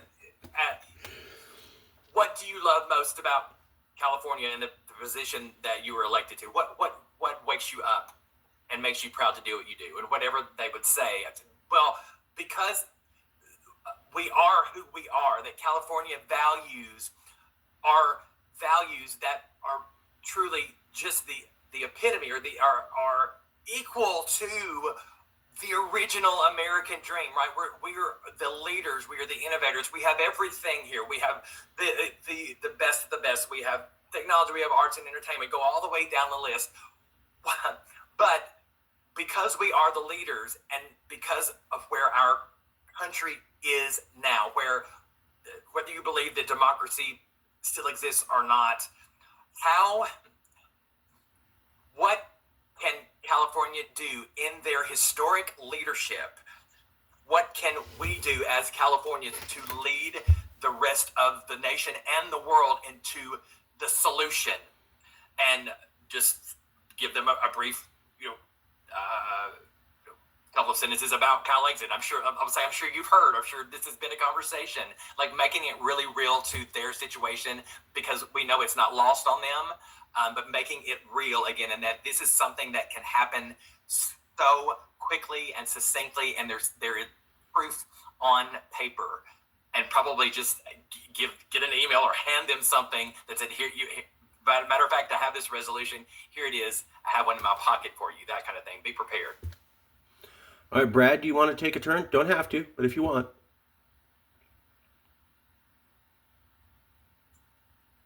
Okay. JJ, I have a minute and a half with you. How would you get me? I don't know anything. What would you say? Oh, Brad, do you want to take a turn? Just come on. Okay, well, maybe we'll get to Brad in a second. Did I mute you? Can you hear me? Yeah. Okay, Brad. Oh, my bad. No, I still need like a script. So Okay. But I think I forget who went first. I think whoever went first, I think that's a pretty good script to go off of. But Rachel. Yeah, I'm better at memorizing things, and I'm still. I don't feel like I've internalized this as much as, even though I've been to at least 3 of these meetings now. But something written out, I can memorize. I can do that. But and we have the script, so that's good. Yeah. Hey, Marcus, I wasn't anticipating this, but I'm actually getting a call coming in from Jamie Raskin, so I'm going to have to jump off, and I'll get back to you just as soon as I can. Sounds good. Okay, All right. bye. Bye.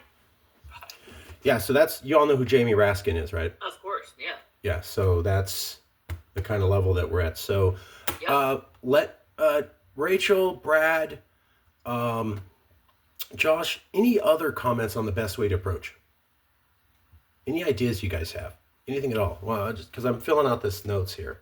Well, one I wanted to say to Brad is, and I understand like wanting to memorize and if that helps, but I don't know about you, but for me, if I have an emotional and intellectual tie to it, it flows better. So you want to make it your own, so it just comes naturally. But yeah, I mean, there are talking points, of course, you want, but think about like what attracted you to this. Why did you think this is worthwhile doing? Yeah, very important. Right. Yeah. I feel like I haven't. I don't know. I don't feel like I just haven't had the time to do that for myself, to come to that. I mean, I know why I'm here because nothing else is fucking working. Right. But and yes, the time is now, and it's urgent. And but yeah, I feel like I have to. I don't know. I just need to do my own process and yeah, come up with my own, I guess, pitch.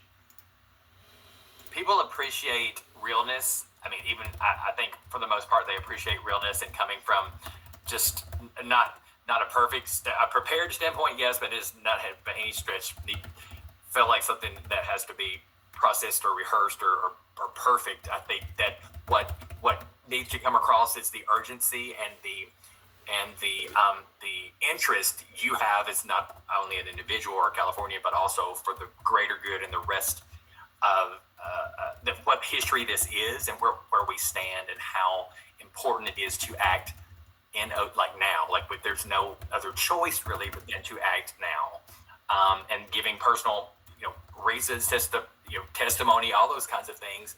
I mean, I look at my own. I know to say that I have my own kind of version of an immigration story. Of course, I don't compare it to anything that people are coming from, war-torn nations and their families and lives are threatened. I'm not talking about that. But as someone growing up, being who I am, looking like what I look like in a very conservative, conservative, religious, small rural community in town, like my immigration story was getting to Los Angeles, like because I knew it wouldn't be perfect, but I knew that there I would always have this threat, this waking up into this oppression and this like not knowing if I'm safe or not. And as just experienced when we traveled to Tennessee over Christmas time, and I was on edge, I was on high alert the entire time, because it's even different than when I moved away 17 years ago. It just is, because of what has been the last 10 years that have just been the culmination of decades of what the Republicans are doing, and Donald Trump is just the ultimate poster child. So I have my own kind of like, this is why I came here. This is what California means to not only me, not Californians, but to the world, and lead with that. And it's okay. It's not that we're snobby or elite, but like we need to be proud of the values that are American values that we've really been the paragon, the paramount example of. So keep going. No, you guys are on fire. Josh, more. Rachel, more. Brad, any observations you have? Brad, what would you want to hear if someone was approaching you and you were the legislator? Let's play that game. Let's do another round. Here's a new game. You're the legislator, and you're going to tell me what you want to hear roughly in a minute. And just go, okay, so Brad, and then we'll go Rachel, then Josh. Brad, you're a legislator. How would you want to be approached? What do you and there's no wrong or right answer. What do you think as a legislator you want to hear within the first minute? No wrong or right answer. Just what comes to you.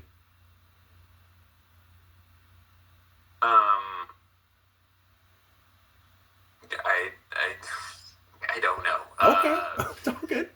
That's why we're doing this. Let's Rachel, you're Scott Weiner. Mm-hmm. Well, not actually. Weiner. You're Scott Weiner. I'm approaching you. What do you think I need to tell you in the first minute?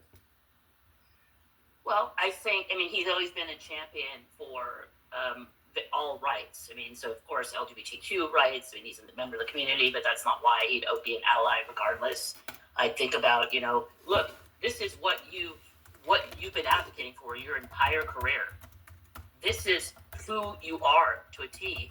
And think about it from a perspective of you can actually get things accomplished. Think about how much you can accomplish without the horrific policies, without the evil that's been bestowed upon this country by people who have cared nothing for those they're supposedly supposed to be governing.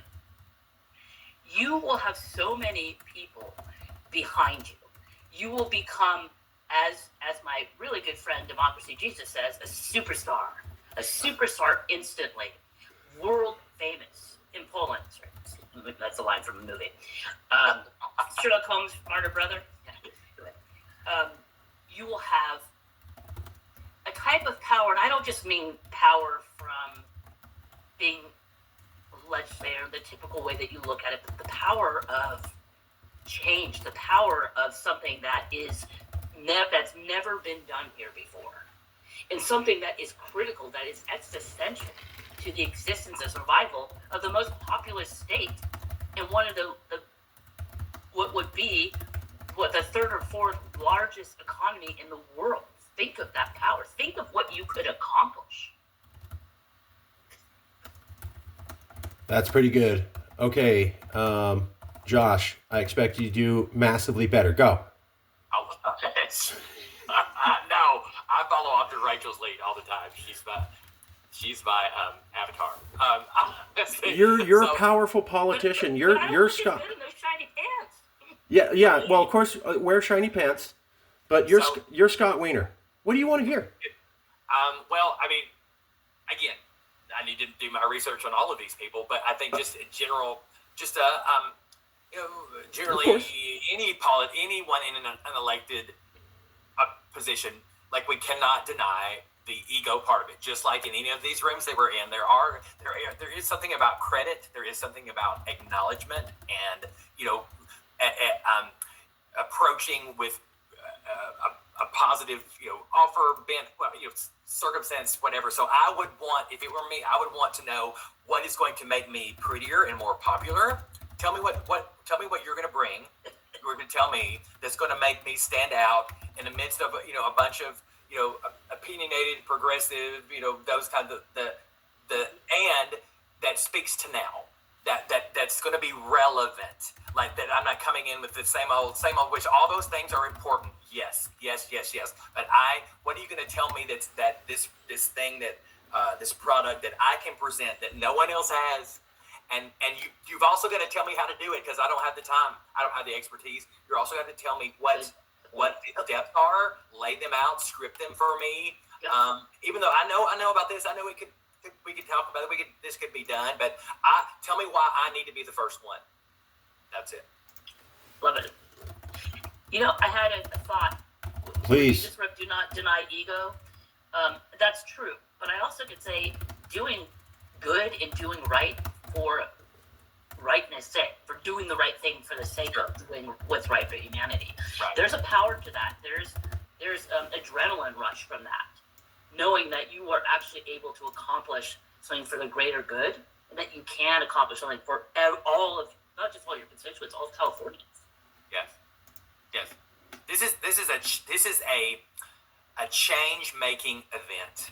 Yes. This is not, and just, you can put the word history on that. You can put the worldwide descriptor on that. You can put all of those big words on it that make that we don't usually use every day, but that we have to use now. Put that in the conversation with people who do have power, who do understand the consequence of not only statewide, nationwide, but worldwide attention, media, and change. And the change part of it, because we are progressive, right? We're supposed to change, and change is required. Change is required here. Yep. And you can get your name on a building. I'm just kidding. Yeah. Right. Yeah. We have big parties, like all that stuff. That could, look, I will sell it in any way that I could to someone, and hopefully that someone that I'm getting in front of, or maybe I kind of waited around their office and stalked them a little bit to see what their elevator schedule was. Maybe I do that. Okay. So, and then have prepared what is specific to that person. That all making it personal. That really brings up the anti, like saying something about their legislative accomplishments, or I know you were supportive of this movement, or LGBTQ this or that, or women's. All of that stuff matters to the specific conversation that you might have, whether it's 90 seconds or whatever. Yeah, and that requires research and timing and all that stuff too. But ideally, that coming into just with your, you've done your research, you're prepared with that specific, so you can get it. It doesn't look processed or generic, or just I called you at this. There's some weight, there's some gravitas to not only your approach but your knowledge of that particular person or persons, or their accomplishments. So you guys are on a roll. What else? Pony rides and cotton candy. That always works. Puppies and babies. Okay, There is a place. There is a place for that. I do want to emphasize something Josh said, or maybe Rachel. Once you get one person, this contagious. Once you get one, Yep. then this could take on a life of its own. Maybe it takes, they're doing their thing and we still got to work hard, but I've seen where one person signs on and then another. Oh, we already got this person. Really? Yep. So I really like the fact that you guys get how low hanging fruit and surgical this is. I've been at this for 15 years. We've never had it this detailed. We've never had it exactly this, exactly that, and we're asking for this, and boom. You know, I always thought my aunt, I kind of raised this with, no, that's been around for years and it never works. And it's Jill. And I tried to talk to her. I'm like, okay, she's not open. But yeah, I hear that. Like, I can tell there's something different. And I mean, yeah, I've thought about it before, but the level of detail that you provided, the arguments are very succinct and really powerful. I mean, the first arguments you made that I heard were about the weapons flying over California, about how they hate us, about how they think we're not part of this country.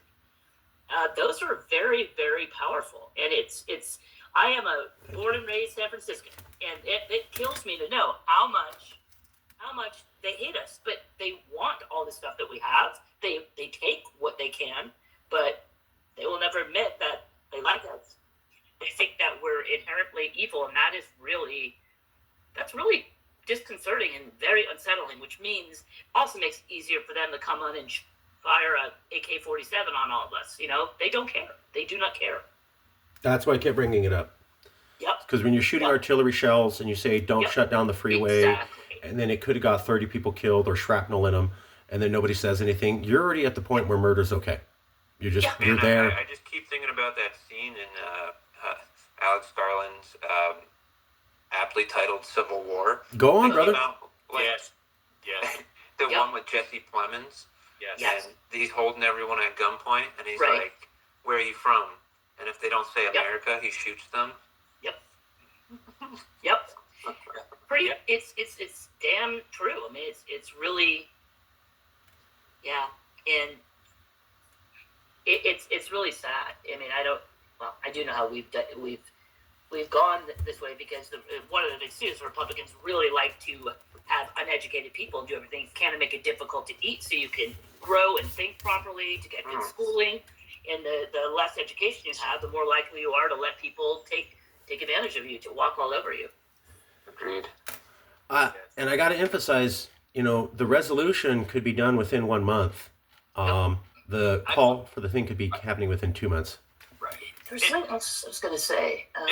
It's the expediency for me. Like, that's what it is. Because we have been waiting for, like, this is not just this last year. We've been waiting for some type of, like, relief and respite and change and just some kind of exhale, and this is it. Like, we have been suffocating, right? We need oxygen, and this is oxygen life-giving to the circumstance that we're in. That's why it's so attractive to me, because it is urgency. It's like, literally this is in 2 weeks. Got it. Sign me up. It's the urgency part. Yeah. That's now. That's what JJ was saying. This wouldn't happen before. The climate wasn't right. For the previous couple of years, we'd always push the initiative because we thought the legislature will never back this. Will go directly to the people. That's changed in the last 4 months. That has fucking changed. And JJ came on 6 months ago, and then the world changed 4 months ago. And I'm not super religious, but we have a couple religious members, and they're like, Mark, do you see how everything's lining up? You're just sitting here, and JJ came, and then Trump changed everybody's opinion, and then Josh comes into your life, and Josh tried to talk to you earlier, but it didn't work, and now he's talking to you now, right when it's hitting, and he goes, I'm not religious, but I got to tell you, they've started to turn me a little bit, that maybe there's some universal good, and it puts things where it needs to be at the right time. And that doesn't even have to be religion. I mean, it can be. I mean, you ever watch Ancient Aliens? It could be them. I've been watching nothing but I'm not going to digress. I've been watching nothing but UFO stuff all week. There you go. Age of Disclosure. Age of Disclosure. Age of Disclosure. Great and then video. there's that, right? Yep. There you go. Well, if you want to go down that rabbit hole, who's going to do better at welcoming an alien race, and who's going to do better at reverse engineering exotic technology? That's the two things California excels at. Accepting people. America's not good at that. And we're the best at tech, smartphones, laptops. So like, if that's true, I'm not taking a stance. I'm just saying if it is. The other thing I never mention is, how many have heard that the U.S. dollar is going away as the global reserve currency? I've heard that. Oh, Yeah. 1,000. Look, let me get my husband on here. Get Mikey. He will skill all of us. He will skill all. Michael, come here a second. Marcus, he's been listening off and on. I have okay, so Mike, I don't know anything. You were in an elevator. What would you tell me in a minute? How would you explain the global reserve currency of America is going away in a minute and a half? The global reserve of the American dollar currency is happening because, mainly because the BRICS nations have already begun to form an alternative, and they've already issued a BRICS option, and they've already begun to replace the American dollar with their BRICS option alternative currency, and it is already beginning to happen worldwide. We are $29 trillion into debt IOUs that we owe other countries, and the word is already out that Trump and all of the Nazis are going to default on the $29 trillion debt that we owe. They say they're going to convert it into cryptocurrency, but that's probably not going to happen because it's all ethereal. They're gonna default on all the debt, bringing all the debt down to zero, meaning they don't have to pay anybody back, and that's the only way that any of our currency has any value is because of the confidence that the global population puts in our ability to repay our debt. And once that's gone, there's going to be no confidence, and all the Fed can do would be to print more money, which would just bring the what's the word for liquidity? The Denomination. No.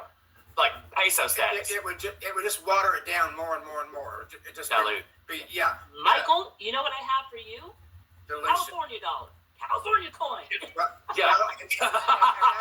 That's going to be the thing. Yeah. They're already wanting to bring it back to the gold standard, which they got rid of because they wanted for America to flourish and be bigger and better.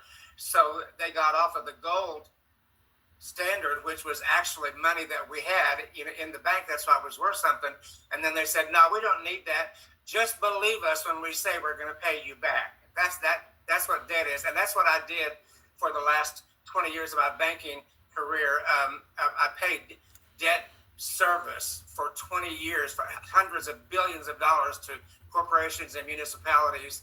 And it was all backed on their leverage that was graded by these financial grading institutions like Moody's and different ones. And America's bonds have already been downgraded already. And so people are already not only beginning to lose confidence, but other countries are already substituting their own alternatives with their option instead of us. So it's already happening.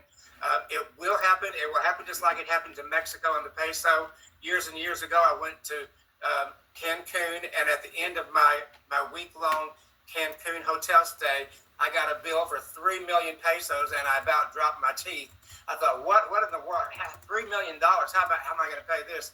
Turned out to be like, $2,800 or whatever. But it was so worthless that it was just millions and millions of pesos. That's what's going to happen to the American dollar. It's without a doubt going to happen. They are going to default on their debt because it's just way too high. There's no way to pay it back now. We pay over $1 trillion in interest just to service the debt every year that we owe already, and that's larger than the Department of War, whatever they want to call it, entire annual budget, just in interest that we owe now. We're never going to be able to pay it off, ever, ever, ever. Right, this is how seriously we take it. I mean, we back, several months ago, it was in August when that happened with Lisa, what's her last name, at the Fed. the black woman. Oh, yes. Yeah, I'm sorry, I'm blanking on her last name. That he was trying to get her removed from the Fed board. Like that took up because what that means. Like once if Jerome Powell and all that stuff, once he gets his hand, this is a whole other thing. We were talking about this. Yep. That what caused us to drive to Vancouver, open up bank accounts, and every bit of our financial world and life and everything that we have now sits in Canada. I mean, we have a bank account here, but everything, our retirement, everything that we have, it moved us so much. It put the fear of God in us so much out of the American dollar. that we. I have one other thing to add to that since you're talking about debt. Think about what the country of California will do for people who have student debt and medical debt. I know. Right? That's you guys are getting it. We, You're getting it. we are going to have to think about how this will impact the income of the people who depend on the federal programs like Social Security. There's going to have to be some, because they're going to cut that off. So we'll have to have our own currency, or we'll have to participate with the other BRICS, nations, or there's got to be some kind of reserve policy, and there's got to be some kind of a daily currency barter, exchange, vehicle that California will be able to use, because if we separate ourselves, the rest of America is not going to, they're not going to let us participate in their Federal Reserve System. They're not. Well, we won't. Yeah, we won't want to be part of it. That's exactly They've right. already talked about a California national bank. So if you look at California as the world's fourth or fifth largest economy, it's the only top 15th economy that doesn't have its own national bank. That's how absurd it is that California is not an independent country. If you look at every other part, they have a national bank so they can set their fiscal policy. There's also something called a currency board. Hong Kong had this, and so did Israel. So you're a small country surrounded by larger countries, but you want to have your own currency, and you don't want people to affect you. So what you do is you have 20% dollars, 20% British pounds, 20% Chinese yuan, and you adjust the amount of those currencies in your economy so that you control inflation in your economy, not those other countries. We don't have that ability right now. The 2001 recession in California, the dot-com bubble, which was the worst recession we hit, was caused because the Federal Reserve set policies that were opposite of what our economy needed. So the moment we're free of that, we are vastly doing better. You can still use the US dollar if we want, or we could create our own currency, or we could do the basket of currencies like Hong Kong, Israel, and Singapore as options immediately. And if we're talking about people need their social security checks, yeah, you'll have dual citizenship and you can get those. If there's any issue, the fact is we would stop being a donor state. We gain $100 billion right away, day one. That's exactly right. So we could cover all that. People can get a living wage. People can get education. They can get, finally. And at the same time, we are going to have to validate the exponential rise of AI and how that's going to affect capitalism and unemployment and entrepreneurship. The world of yesterday is not going to be the world of tomorrow. Absolutely. Things are going to be very different thanks to AI. So the opportunities and the need for education is just not going to be as necessary as it used to be. It just won't. There won't be anything that they will need. I'm going to fight that, Michael. I'm going to fight that. I'm sorry. When I see a commercial that somebody has to ask ChatGPT how they study best, are you fucking kidding me? Yeah, all right. How to make a thing? Like, come on. You want people who think. But that's not going to be in the next 5 years. 5 years from now, AI will be No. Okay. Put together. You can't make me, Michael. I'm sorry. Well, here, let me say something that ties this all together. Who do you want I know to? Michael, by the way, and I'm Joshua with. I know.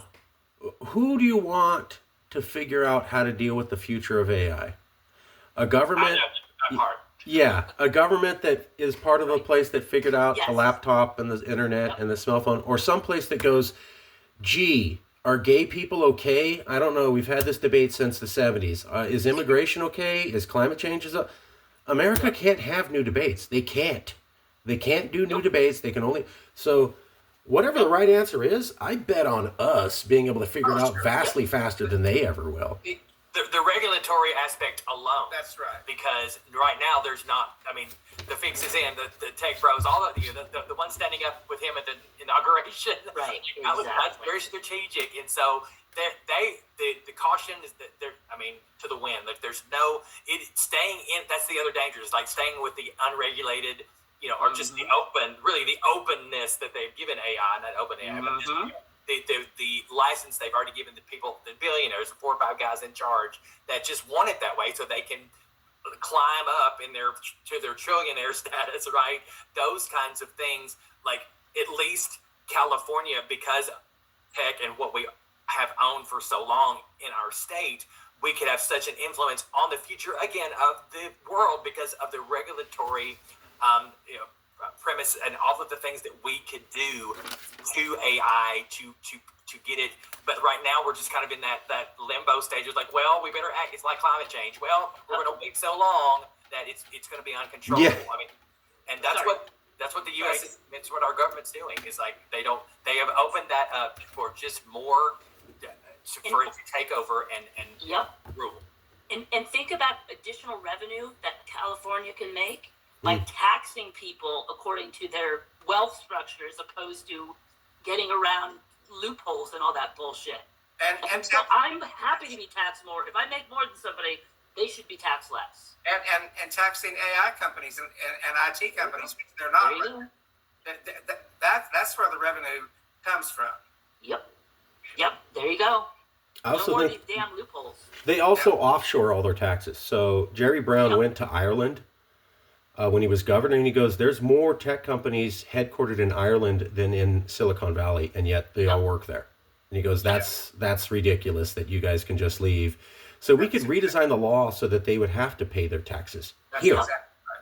which they don't do. They do like 2%, and then Ireland gets all their money as a tax haven. We could change it to where you're going to be spending your tax here. Now, maybe we'll work with you. I'm an ex-Republican, forgive me, but the point is they don't pay taxes. I completely agree with you guys. They don't pay taxes. They don't come here. They don't pay taxes. Jerry Brown, when he was in Ireland, also said California, well, it was a lot of money. So we can change it where they can come back and we can have a better business environment for them. They can make more money and we can claim more. That's fair. That's reasonable. I mean, they can, it just, the amount of money they make, how much freaking dollars do you need? Like, be taxed. Yeah. Well, if I'm telling you, like, hey, I want 20% of your tax, and you're like, whoa, but I can guarantee your business is going to quadruple in size. Sure. There you go. Win-win. The public gets more money. Somewhere along the way, the rest of America is going to get sick of the bad actors, and they're going to get sick of 8 people having all of the money, and then 250 million people having no money. They're going to get sick of that. And they're going to say, we're going to go to the blue, we're going to go to the blue coalition or whatever it's, going to be called. And, we're leaving you. And that's not going to help the bad actors. So, eventually the bad actors will be thrown out and it'll all come back around. But there's going to be a dystopian right there period of, limitless uncertainty. Evil, How much chaos and how many burnt lands and how many dead humans before they get to there. And that's why I don't really emphasize the Civil War part because it's a little scary, but we really think America's going to a bad place. And if that's exactly right. you don't want to be there, let's get out. And like at the first conversation, I don't want to abandon people either, but we have to start thinking about 40 million people here. Because it's not a simple decision of leaving others. It's like, okay, well, then you're going to risk the lives of 40 million people, your loved ones. Right. Yep. Right? You're gambling with your children here. Put on your mask first. Put your oxygen mask. There you go. Put on your oxygen mask first before you help your baby. Why? Because that's the best way to save the baby's life. Yes. It's not for cruelty. it's because it's the best way to do this. So we're not in a position to help other people till we're safe. Exactly. Don't you think there will be a segment of the California population, though, that wants to go to Trump land because they voted for him? So there's going to be, how many million people want to leave that could, open up a, position for 4 or 5 million, never Trumpers to come here, so they could do a big population swap. There you go. They can have their evil people, and we'll take the good people. I mean, yeah, that's true. Some Trumpers will leave. I don't think as many as they act like, simply because we've lost a lot of Republicans, right? We lost so many Republicans in the last couple of years who can't stand California that we lost a congressional seat. So if you really hate us, you might have taken off. If you might be like my stepdad, where, please don't ask me to explain, okay? No worries. They voted for Trump. Their wife's a Latina. They've helped undocumented immigrants get here, whatever. They're going to moan and bitch and moan, but they're not going anywhere. Because he has tried to tell my mom, let's go to Idaho. Let's move to Red State America. And his 2 daughters, his grandkids, his wife, all of his business partners have said, okay, well, I guess you're going alone. Yep. So they want to go, but can you get all your family to leave with you? Right. Or your business. Or your business. And for some of them, business and family is, I'm going to bitch and moan, but I'm not going to leave. I'm not going to leave my family, and I don't want to leave the business that I built. I'll just stay and complain. Yeah, that's right. And if I have my U.S. citizenship, I don't have to make that decision to get out because I always have that parachute. I can always escape any moment. Now, if it really gets bad, I could leave, and then it's 12 years later, and I'm going, yeah, I was going to leave, but then my grandkid had a baby, and then my wife did this, and I don't. Grandkids crack a lot of racism. I'm not saying the solution, but I've seen it. My grandma was racist as hell, and then my mom said to her, I'm not letting these half brown kids around you if you're talking that way. So you need to figure out if you want the babies in your life or not. Guess who shut the fuck up right away? I didn't even know grandma was racist till she was dead. That's when they told me. Out of respect, my mom said I didn't tell. She played along, so I didn't say anything. But now that she's dead, I'll tell you a little bit about it. But grandma was racist. Grandma knew you fuck up, this anvil's going to land on your head. Grandma was in line around her Latino grandchildren every day because of that threat. Yep. Is that the best way to do things? No, I would have preferred that she would have come to some greater enlightenment. She didn't. Anvil over the head also works. Yeah. I have family in Texas, and you can say wild ass stuff there, and you can't do it here. I like that. Yep. I like that people know if you pop off, they're Consequences. I love it. consequences. I'm going to have to get going because Yeah. I have to take this dog out there to hear the squeaky toy. He's getting crazy. So We'll leave it there. We'll end it here. Also, can you email all the notes and everything to us? Cool. I'm going to send you notes. I'm going to send you the recording. I will set up a meeting in a few days. What I need for you, everybody here, especially you two. You two are the rock stars. Everybody's cool. We need everybody. We need more people on. But I've also been at this for a while. You two talk like leaders. You talk like generals who've seen war. So please really go over the material. Sure. And You got it. we'll have another meeting. And then what I'd like to have is where JJ and I talk less as things go, and people who are actually doing the lobbying talk more. All right. That's you guys. Right. Really quick before you go, Rachel. I wasn't sure what you did because I think I messaged you, us earlier on both text and signal about like what Rachel and I, and we kind of skirted around it a little bit, but like just because other people on the call, but with JJ and I being here, if we can talk to you guys, or even if it's for 5 or 10 minutes, what we want to reiterate to you is in the LA coalition meetings, like that's, I'm sending you like, oh, don't hold back. Like, JJ's like, I think you guys are being the nice guys and you don't have to be. I know that maybe, but I'm saying like, don't hold back and don't think that, that everything that comes down in the room from whoever's leading Nancy on. I mean, I've had conversations with Nancy. This is not a secret, but I like she pretty much. I mean, I've pretty much said over and again, no matter how the meetings go, like, well, I think the whole fucking thing should be Calexit. I've said it from the beginning. I mean, I said it should be about the voting rights, which is a piece of Calexit. I basically said one issue. Right. And so I think whatever this next meeting is, that will be at our house and next week. Like, I'm going to reiterate again is that the timeline for Josh I mean, just from me being involved, like I can't do the whole, like, we've got the concentration, obsession with the numbers and all of that stuff for 4 months. Like, that is not where Calexit is, right? It's not where she one is either. It's not the urgency of now. So we say all that, and we can say it to JJ too or whatever, because I want you to really hear this. Is like, don't feel like you have to agree with everything on the call either. What I said earlier, Josh, is we already, like, we kind of laid the groundwork for that, saying, look, we don't have to have every issue. You brought that up. We don't have to feel we have to be inclusive, and there's a real urgency that is not being addressed in what the Sacramento Coalition is planning. It's not there. It's not. And it's like continued, it's like some lip service at times. Well, voting should be the primary thing, but then we have all these other things. No, it's not effective. It's inefficient, and there are no real solutions. Right.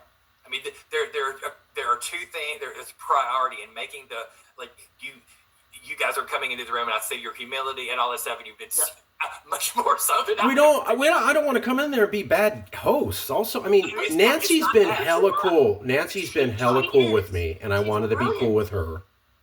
But I agree with you guys, but I just she's working under the old paradigm. These are the things that are effective in let's say if you're talking the 60s, 70s, maybe some other times even the early 2000s. These are effective techniques. These don't work anymore. And for some of the reasons that JJ outlined as well, and that had to do with politics. The whole political system is fundamentally different. And we saw that post-Obama. I mean, really, there's so many things that just never would have occurred before. Well, why is Obama on a commercial here saying, California, it's all up to you? Like, I hope you pull this off, because as president, I can't count on the Senate, Congress, House. I can't any Democrats that I know. It's up to you guys. I mean, I'm like, he told you America's over right there on TV. I was jumping up and down like, how come nobody else sees this? Like, the guy's saying it's over.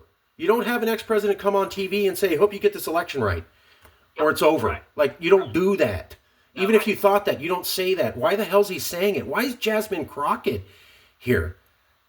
She's great, but you're out of Texas. Because they probably told her, shit, the whole thing's over. This doesn't work. So you're telling me put my faith into a thing where you're like, boy, yesterday the patient almost died on the ER, but I'm sure they're going to be stable for the next year. I know. They're on an ER. You thought they're going to code red. All of you doctors were standing there going, oh, they're about to die. And then somehow you saved them, and you're telling me it's cool? Yeah. Don't worry. And again, I think I speak for Rachel too. Like the premium, the anomaly in a good sense that Calexit is. We just don't want anything to dilute that. We don't. I think, like, if we're bringing people and we would rather have 100 or 1,000 people saying the very same thing, and like, yes, we can include what it means to the rest of the country and the voting, but like other than that, like all of the other issues coming back to the same space and all the lanes and all the things, I'm going to bring it up at the meeting. I'm like, I don't feel like that is the best use of our time, spreading it out for three. No, like this is Calexit is now. It's now. We don't want anything kind of coming in if we're bringing all this, and it is the solution that is on paper that we can implement now. We can't wait till April, first of all, and then like when it does happen, we don't want you have the cliff notes. You have everything you need to move. That's why I was trying to emphasize, and you have it by a master. It's not me. I built it with JJ, but that's all JJ. I mean, I didn't teach him anything. We just conferred. But sorry, Judge. Let me just say, Marcus. One of the things you said, like I still believe in every form of resistance and protest, and there's absolutely a place, right, for protesting, get out of the street, and all that. I love Nancy for that reason. That it's not effective anymore. It's just not. It's not going to change anything ultimately. And it's like, and Josh and I like smiled at one another, even though we weren't on camera, because when you said, I think it was either you or JJ said, you go to the No Kings March, you're back at work the next day, nothing's changed. We're like, hallelujah. That's what we've been saying. All you did say. That was JJ, and he backed up what Nancy said. I mean, Nancy originally came in going, I want to do something that's effective. And then JJ came in and said the same thing. I never told him Nancy said that. That was just them both going, No Kings was great, but what did it do? Right? I went to Occupy. I went to the anti-Iraq war thing. Yep. I was there. Trump was elected in 2016. There's videos of me yelling at people. I was there too. And I'd do it again. But did it work? Did it stop? Nope. No. America did not repudiate him. And it didn't end. And we were told every day he's going to be in jail. The system's going to get him. They're going to turn around. We have a system of checks and balances and this and that and this and all this stuff. And it all failed, bro. It's all failed. All of your checks and balances, every attempt. It's the third election in a row. It's all failed. That's when I see people go, well, midterms. And I don't. Yep. It would be funny if it wasn't so sad. And I go, it's 8 years later. Why? And then we were at the LA Coalition, like, well, when Trump goes, maybe it won't be the same. Oh my God, I know. It's 8 years later, guys. Why do we think this is the America you're part of? These are your fellow Americans. And the thing that kills me is people go, well, we didn't know until 2016. He was saying horrible shit in 2015. Yeah. Okay, he was saying horrible stuff on the campaign trail, like all Mexicans are rapists, and it's okay to sexually assault a woman. Making fun of the reporter, the disabled reporter. Yeah, and that was all he needed to see. Yeah. That's all he needed to see. He didn't even have to open his mouth. You see that. Well, you just victimized 3 different groups before you even got in office. And people are like, well, maybe he'll calm down. Maybe it'll turn around. Folks, I was kind of glad. Again, I'm not trying to celebrate badness, but every time he does something horrible, it's good for us because it makes it clear. When he got elected in 2024 and he won the popular vote, all that liberal daydreaming went out the window. It was hard reality, I think, for the first time where liberal Americans had to go, oh, maybe this is the country that we share with. They weren't going to hear that in 2016 and 2020. He's a fluke. It doesn't mean that. He rigged it. Only 25% bagged it. Now, I'm sure he probably did rig this one, but this idea that over half of America outside of California doesn't love this guy and his philosophy and think that's the right thing after a decade of backing it, that's hogwash.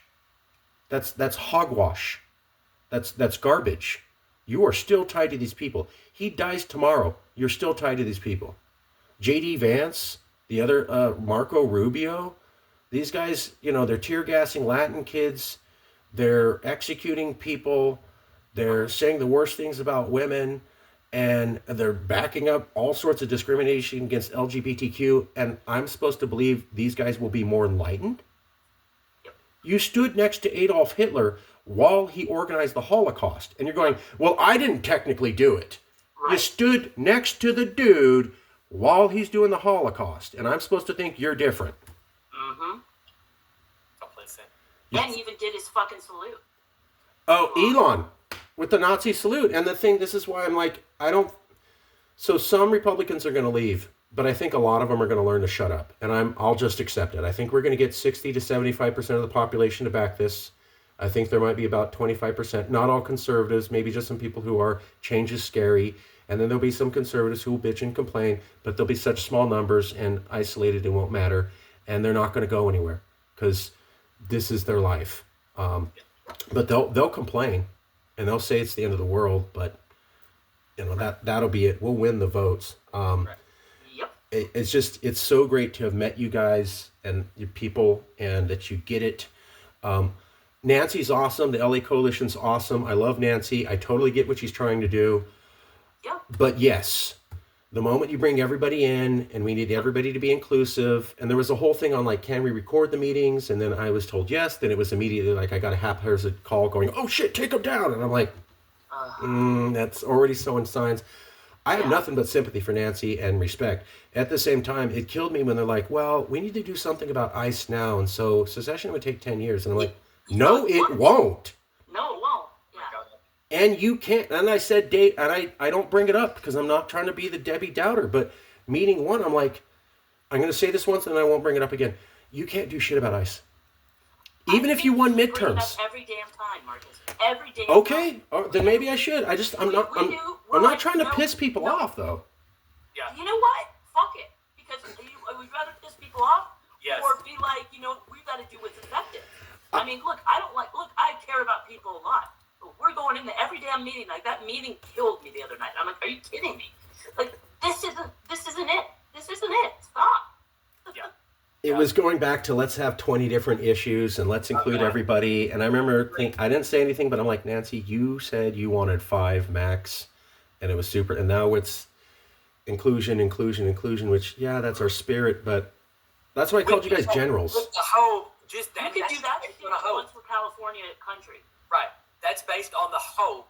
And now think of where we are now. Like, the hope that people are going to come out, no matter what it looks like or how it looks different, that we hope that tens of thousands of people are going to come to Sacramento. That to me, in the atmosphere, the protest space that we are in now is just not likely. It's not wise to think that we could get those people and wait till and when you talk about permits and all that stuff, we've got to talk about numbers, all that thing. Why not streamline it and let it be provocative? I told Nancy that the other night. She said maybe we should let it, when we're having a conversation on her, and she said maybe we should let it be provocative. I said yes, let it be provocative. That's what I was trying to say to her. That's what I was trying to say. Me too. Everything that the other side does is fucking provocative. Everything they do is. There's no, everything they do is out of the ordinary or unprecedented or like, those are the nice things. Like it's all unethical and criminal and adjacent to a pedophile. Like all of that stuff is what they're doing. Shot a missile across I-5. Yeah. And the current, and the current president, fucks kids. So I mean, like all of that. Well, but it's Washington D.C. was already corrupt and was already falling apart, and that's why I brought up the Democrats. Yeah, the Republicans are worse and they're avowed racist, but I mean the Dems. Oh, let's work with the Republicans to show America can heal by backing Charlie Kirk, and then banning trans. That's how we're going to get America to heal. And you had a majority of the Dems back it. I know not all of them did. I don't know. Tell me how this is the people to bet on. Like. So what? You're going to work with the Republicans to say, look, Mark, for the good of America, you just need to stay second-class racial citizen, okay? Because it keeps America together. And hey, Rachel and Josh, for the good of America, you guys just need to accept less rights, okay? Yep. To keep the country together. Yep. Right? Isn't that the right thing to do? Yep, absolutely. Isn't that where that's going to go? Well, fuck that. I don't want that. And I don't think that's why I should have to accept that. And frankly, we don't have to. 14th now, the first thing that Josh and I did together, we told them, they fucking knew. They had letters sent to them. There were problems, that the votes were changed after the fact. They had every valid right to fucking say, no, we're not certifying. Right. They needed 20%, 10 senators, and was it 80 House members? And they said, nope, peaceful transfer of power. You know why? Leading you? The constitutional lever that they like, they refused. We had it. I was in there. They refused to do it. Yep. That's high-level Dems said that. There's high-level Dems go, if we do this, even if it's true, we're going to lose so many middle-of-the-road voters and we'll lose the next election. So that's why I'm saying they're about power at the level. And they're willing to sell out us and our values so that they can retain power, because in their mind, well, I'll get in power and then I can fix it from the inside. Like how Kamala and Joe Biden fixed it from the inside. Actually, they didn't. What do you mean by that? I mean, you guys said that, or I guess my dog's already gone to sleep. He's like, they're not taking me out. I want to hear more about that. I should let you go because it's also New Year's Eve. But can we? Few more minutes. Any questions, you guys? Few more minutes. What do you want to know? Well, tell me what you mean by the statement then. What do you mean they fixed it from in? What did you mean by that? I mean, the Dems want to fix it within. So the idea is I'll put up with some racism and bigotry and other stuff to get enough officers into elected office, and then I can pass progressive legislation. So, yeah, I got a couple Hitlers in, but eventually I'm going to get Hitler to pack, women's rights packages. That's their thinking. But they're willing to play the long game, like 2 to 10 years out. And they're willing to tolerate Hitlers and bigotry in order to win, rather than to say this shouldn't exist at all, and we can have nothing to do with it. That's why I was not surprised after the Roe v. Wade got overturned. Nancy Pelosi and the Dems backed a couple pro-anti-abortion candidates straight up. And liberal media would not cover it because it's an existential crisis and we're against Trump, so we can't talk about how we're selling out our values.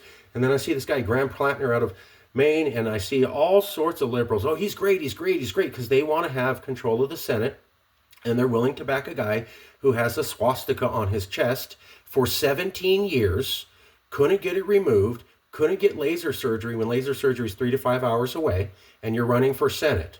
And then he has a history of other problematic statements. But you talk to national Dems, that's our guy. You shut your mouth. Okay, you shut your mouth. We're going to win the Senate. Okay, shut your mouth. And I'm like, I don't want to back a guy with a Nazi swastika. Okay, I don't care what his story is. Maybe if he got it laser removed and then, went to some Jewish synagogues and visited some Holocaust museums and made his TikTok about that, maybe we could talk, but he didn't. Okay, he had it on him and then he ran for office with the tattoo intact, and he lost his campaign manager over that. But I'm not supposed to think anything about it when I live in a country where the law says I'm a second-class citizen and you can yank me out of my car because I look the way that I look. And you want more of that? And well, Mark, we got to win the elections. We got to do this. We got to, like codify Roe v. Wade, like you said multiple times. We need to win this election so we could do this, and then you didn't do it. Or universal health care, or immigration reform, which you didn't do. And you said, well, we got to win. And then, so I'm like, I don't believe you. I think maybe you want to do that, and maybe in a perfect world you would, but you won't. And furthermore, if California was on its own, and we wouldn't have debates on transgender rights, we would have immigration done in a day. There would be a permanent, guaranteed access to abortion in the Constitution in a day. There's all these debates that we can't settle and would be done within 5 days if we were independent. Over this right? Story, the centuries long. Can we protect our oceans? Yeah. Is it just so much of this stupid shit is the generation from the national Dems. And okay, they're better than the Republicans, but I don't think they want what we want, and I don't think they're willing to push for it. They're willing to sacrifice because they want to win elections. And if I have to hang out with racists to do it, then I'll do it. That's the thinking. I don't get that. I don't get it. It's about winning. I get it. There's nothing. It just says to me, like, all these years that I was, yes, they're not as bad as the Republicans. Of course not. But you know what? In a lot of ways, they're actually worse because they smile and they stab you in the fucking back. Well, I'm not Hitler, but I say the Holocaust is cool. Am I much better than Hitler? I didn't do it. I just said it's a good idea. Am I not a monster? No, you're a monster. And I don't mind that guy wearing the shirt that says, 12 million more, whatever those guys wear, all that shit. Like, come on. Can I throw something in here, guys? I mean, we already tried to do this once, and it really looked like for a while that having some kind of a legislative solution was turning the big ship of America more left, and people were becoming more accepting. But in all reality, what we saw whenever Trump entered the picture was that that nothing had really changed. It's just his voices had become quiet. But when they had a license to not be quiet anymore, they really hadn't changed or gone anywhere. Yep. Generationally. We already tried this once. Yep. So that does not work. They are different people than we are. That's where it's at. And I'm okay with saying that because this isn't based upon anything you're born with. This is mentality. This is if you embrace California values, you're welcome. So it's not like I was raised Muslim or I have brown skin or I have white. None of that matters. We don't care.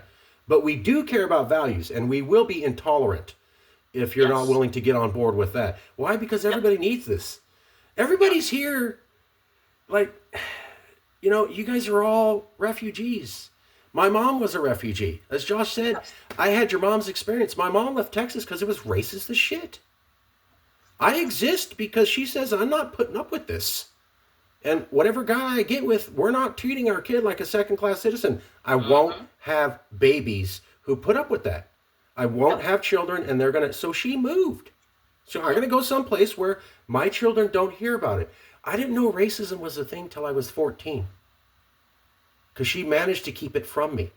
Because she That's put, amazing. well, she made sure I was around black people and Asian people and Muslims and gay people. And I remember we went to the wedding dress store and she goes, shake this man's hand. And I go, okay. And I shake his hand. She goes, he's gay. And I go, what's that? She goes, nothing. It just means they're the same like us. And I wanted you to meet one of them. So that was early on. You know, my brother takes my niece to all the ethnic restaurants in Fresno. I know this is purple, but you can be liberal. She knows how to eat sushi and Chinese and Mediterranean, and she knows all the different foods, and there's different people, and they have different languages, and that just makes them fascinating and awesome. That doesn't mean they're bad or wrong. You can teach this stuff. You can't do that in Texas. I've been to Texas. And the Mexicans there back the racism too. Yeah, it's amazing. That's the thing. And I bet you if I went there, I'd find some LGBTQ people who back the discrimination against LGBTQ because they thought, right? Yep. Right? Oh, it's selloutism. It's the way that I can become along. We were on one of those conversations. There was one with someone, and they were going, "Oh, it's all the white people," and I go, "No, it's all the sellouts. It's not just white people. It's sellouts too. They wouldn't be able to do this stuff without Marco Rubio and Ramaswamy." And how many women does Trump have him working for him after all, basically victimizing a bunch of women? He has a ton of women working for him. Yeah. There's a racist phrase that's so definitive of that. It's called Uncle Tom. I mean, that's who they have sold out to be. Well, at least I'm in the house. I don't have to work in the field. Yep. And those can be gay people, lesbians, transgender, they, them, Mexicans, black, Asian, Hispanic, Muslim. Kash Patel was celebrating Diwali, and they go, worship your sands. I won't repeat it. It was not good. Mm-hmm. And I'm like, I know what you mean. You never saw that before, homie? Or you just didn't want to see it because now you got a jet and a big position and you have a model as a girlfriend and you're willing to sell out your people in order to help yourself. I was, real quick story, I was in 13, I went to Texas. And they used to play, I visited my cousins, a town called Dumas, Texas. It's up in the North Panhandle. And anytime a Mexican person was driving and didn't turn on the signal or didn't turn correctly, all my Mexican cousins would laugh at him and go, stupid Mexican. And so I started doing that because I was there visiting.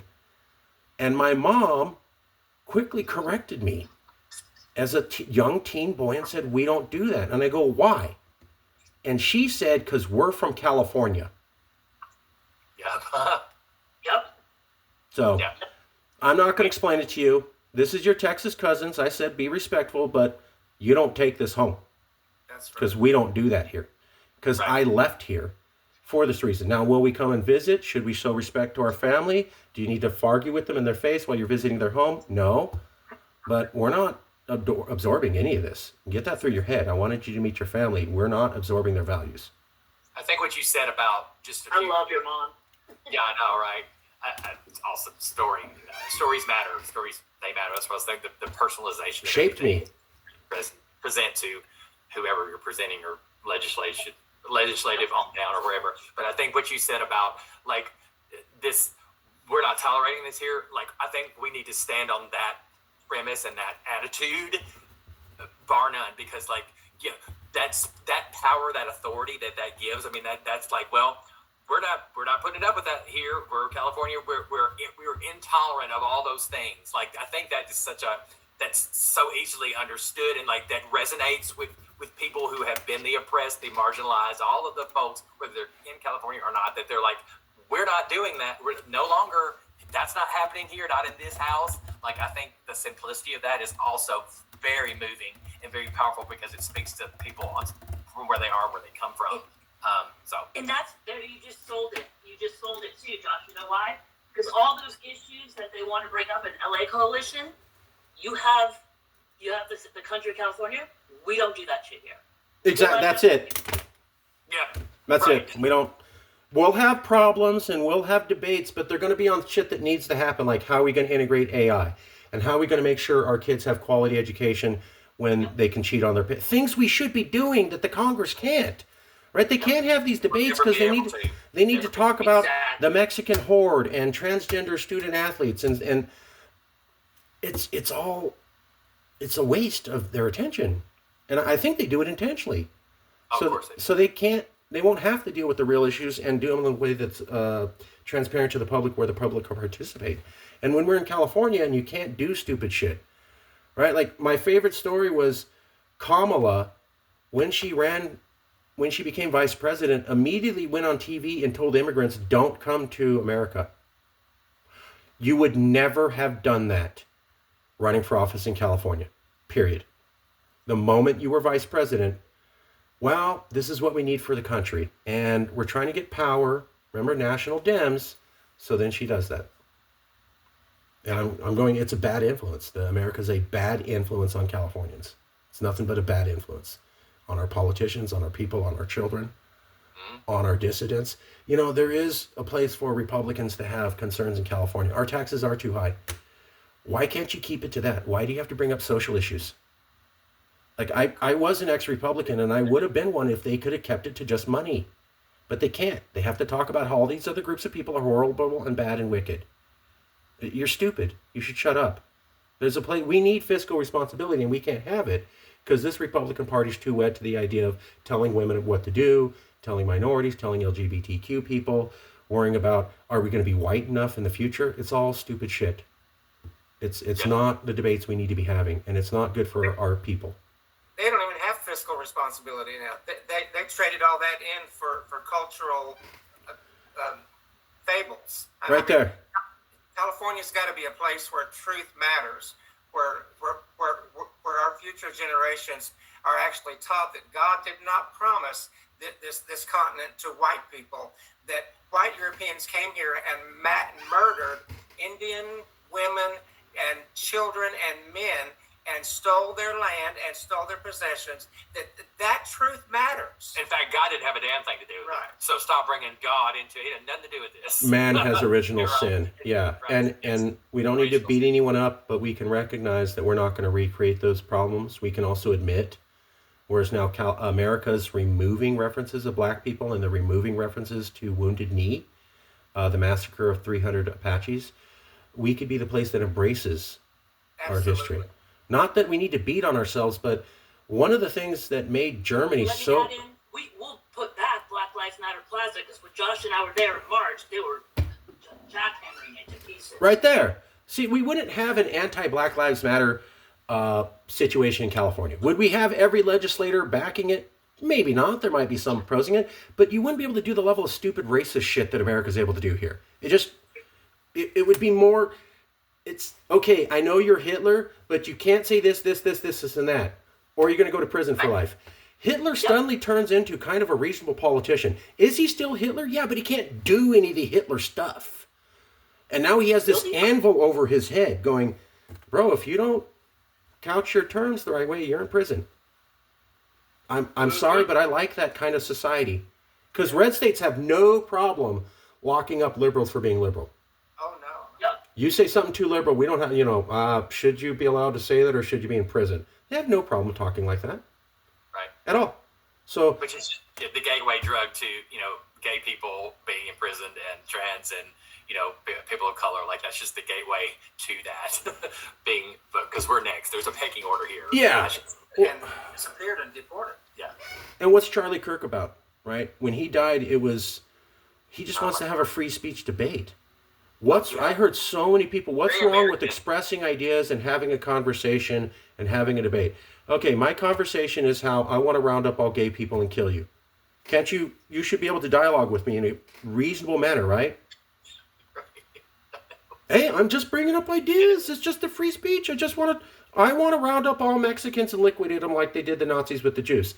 Tell me how you feel, and we can have a reasonable discussion about this. It's so ridiculous. It's terrible. That's what they're doing. That's Trump had Jason Aldean in his press box when he accepted the nomination from the Republican Party to run for office in 2024. Right. Yes. That's the guy who did Try That in a Small Town, which is the music video where the last place to all sorts of horrible racist shit. And I'm supposed to believe he didn't know that? Right. When he said, this is a good guy. He standing next to him and he goes, this is a good guy. Jesus. I know. Isn't he the one who was playing in Las Vegas when people were shot? Wasn't that Jason Dean? Was that him? I don't know. Might have been. I think it was Rachel. I think it was. Because I mean that says a lot. And he guy runs off. He hears gunfire. Does he like say anything to people? Get off stage? Nope. Runs off, saves himself. So there you go. He did blackface because he's a fan of Lil Wayne, according to him. He didn't know blackface was wrong. He did it in 2018. Somehow no one told him.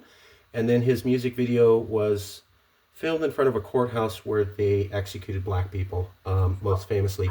That takes about 5 seconds to find online on Wikipedia. His official answer was that his producers didn't tell him and nobody did research. So, Sure. Whoops. Yeah. Just like Carrie Underwood, right? That bitch. Oh my God. Whoops. Hey, hey, did I accidentally give a Nazi salute twice on TV? I didn't know I was doing that. Don't read into this. I know. I know. You don't see what you see. You don't hear what you hear. That's what. Bro, it's just insane because I'll bring this up to my family and they won't see it. That wasn't a Nazi salute, Mark. You're just being ridiculous, right? Trump isn't a racist. Has he said white people are superior? Well, no, not technically, but look at all the other stuff. It doesn't mean that. So you can look at a hand and go, that's not a hand. That's an orange. Bro, that's a hand. No, it's an orange. That's why at some point that small minority is just going to, that's why at some point that small conservative minority is just going to have to be told, you want to live here, shut up. Yep. Sorry. And it's going to be a small percentage, 25%. And I'm just going to, I'm sorry. You can, hey, if I go to Texas, I don't get to say barbecue sucks, right? I don't get to say football sucks and barbecue sucks. You don't do that in Texas. I know that. So why can't we have something here where you don't get to act that way here? And if it's unsettling, you can move. That's how Texans are. Texans have no problem telling you, if you have a problem with God, guns, church on Sundays and football, you can get the hell out. No problem. Not one of them. So why is that not okay for us? We want to protect our lifestyle. They think that's their lifestyle and that's important. I think not being treated as a second-class citizen is important to me and my kids and everybody that I want to be with and everybody I want to associate with. So why can't I have a place that protects my most essential value? And especially since most of America used to be owned by Mexico in the first place. I love you, brother. Yeah. It's it just kills me with especially the Southwest. When I hear people like, all these Mexicans, and I go, in former Mexican states, isn't that weird? That's pretty strange. I was like, all these these Mexicans living in a place that they had lived in for 500 years. That's bizarre. Exactly. Now, if you want to say, why are you all up in here in Chicago, I'll give you a point. Maybe you got a point. But if you're talking Texas, Arizona, New Mexico, California, bro, what are you talking about? What are you talking about? Like moving to Australia. Why are these kangaroos everywhere? Goddamn kangaroos! This is my country. These kangaroos just keep. It's like they're born to live here. All right, we're done. We'll leave it there. All right, thank you. This was awesome. Thank you, and Happy New Year. Happy New Year! What a great way. There will be future meetings. Rachel, Josh, I'm looking at you guys to be generals. All right, you got it. I don't want soldiers. I don't need lieutenants. I don't need captains. I need people who get to the point where they're like, JJ, Mark, thanks, guys. We wouldn't have got to this plateau, but now we know where to go better than you do. That's success to me and JJ. JJ and I both view that as success. Is because I kept telling him, JJ, these aren't just regular folks. These are experienced activists. These are basically veterans. They're colonels who've watched 2 or 3 wars. So the legislative slide. I know how to explain this in general. They know how to do the policy pressure campaigns. So at some point, this needs to be less eggheads like us and more activists on the front lines led. Feel me? All right, let's do it. And we encourage again. Last thing, we encourage you, like on this next meeting, like don't like you have to. I'll try. You can do it in a kind way. You don't have to be mean. I will try. Part of the problem is Catholic mom, military background, dad, stepdad. I have politeness beat into me. I struggle. Like, I struggle to go, well, hold on. Actually, I'm going to talk over you. Now, give me some time. I hear you. I hear you. I hear you. I hear you. I hear you. I apologize for talking over you. It's the Ukrainian. No. You and Josh and other people at your caliber should never apologize for that. This wins with... So JJ has not run a pressure campaign in California with just activists. I have, but I never got as far as you two guys, right? So while you're learning the background and you both get plug and play, at some point this is going to come down to, here's exactly how I approached Buffy Wicks, and here's the phrase that you use. And then I told that to Scott Wayner, and he said this person, and now I know, don't say it purple, say it purpla. And that suddenly, it's going to be something, you know how it is. It's going to be something simple and stupid. That's the way to get them to open the door. Did you tell them oranges? No, I said orange. And suddenly, you know what I'm talking about. I've been at this long. You've been at this long enough to know it's, they want to hear a certain way, certain phrase, certain code. And the moment you figure that out, abracadabra, they just open up. And like you guys pointed out, the moment we get one, and then you can, you'll be able to go and say, well, so-and-so's already backing us. And they said orange. Oh, they said orange? They said orange. Okay. Yes. Oh my God, you're hilarious. Am I wrong? No, you're not. I just try to make it silly so people can absorb it and understand it. It does come down to, my best example, and I'll shut up. We spent a month coming up with a campaign to get more publicity. And we put $3,000 into it and research and social media. We got maybe like 1,000 people. Then at one meeting, my ex-business partner goes, what if we just took a heart, you know, like that broken heart symbol, and we just put an image of California on one and America on the other, and just said national divorce. We came up with national divorce, not Marjorie Taylor Greene, by the way, but nobody will recognize that. That was national news within 3 days. Took 25 seconds to think of it. Our campaign, where we researched a month, spent thousands of dollars, checked all these people, got 1,000. A broken heart campaign, somebody figured out in 25 seconds, got us national coverage. Yeah. I don't know what the broken heart image is, guys. You two are going to find it before I do. Feel me? There's a broken heart image that they need to hear. I haven't figured it out. JJ hasn't figured it out, although he knows what it looks like. We need someone to figure that out. Okay. Challenge accepted. Okay? And that's going to be something. I'm not giving you guys stuff that's not in your wheelhouse. You're experts at this. You've already done this. You're veterans.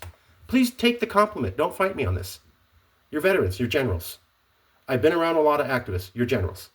You've been in multiple wars. You've been there. You've done it. Find the broken heart. Okay. All right. And we all win. All right. Let's do it. Okay, All I'll right. leave it there, and I'll send you guys an email in a few hours. Please All do. right. Happy New Year. Happy New Year. Happy New Year. Okay. Good night.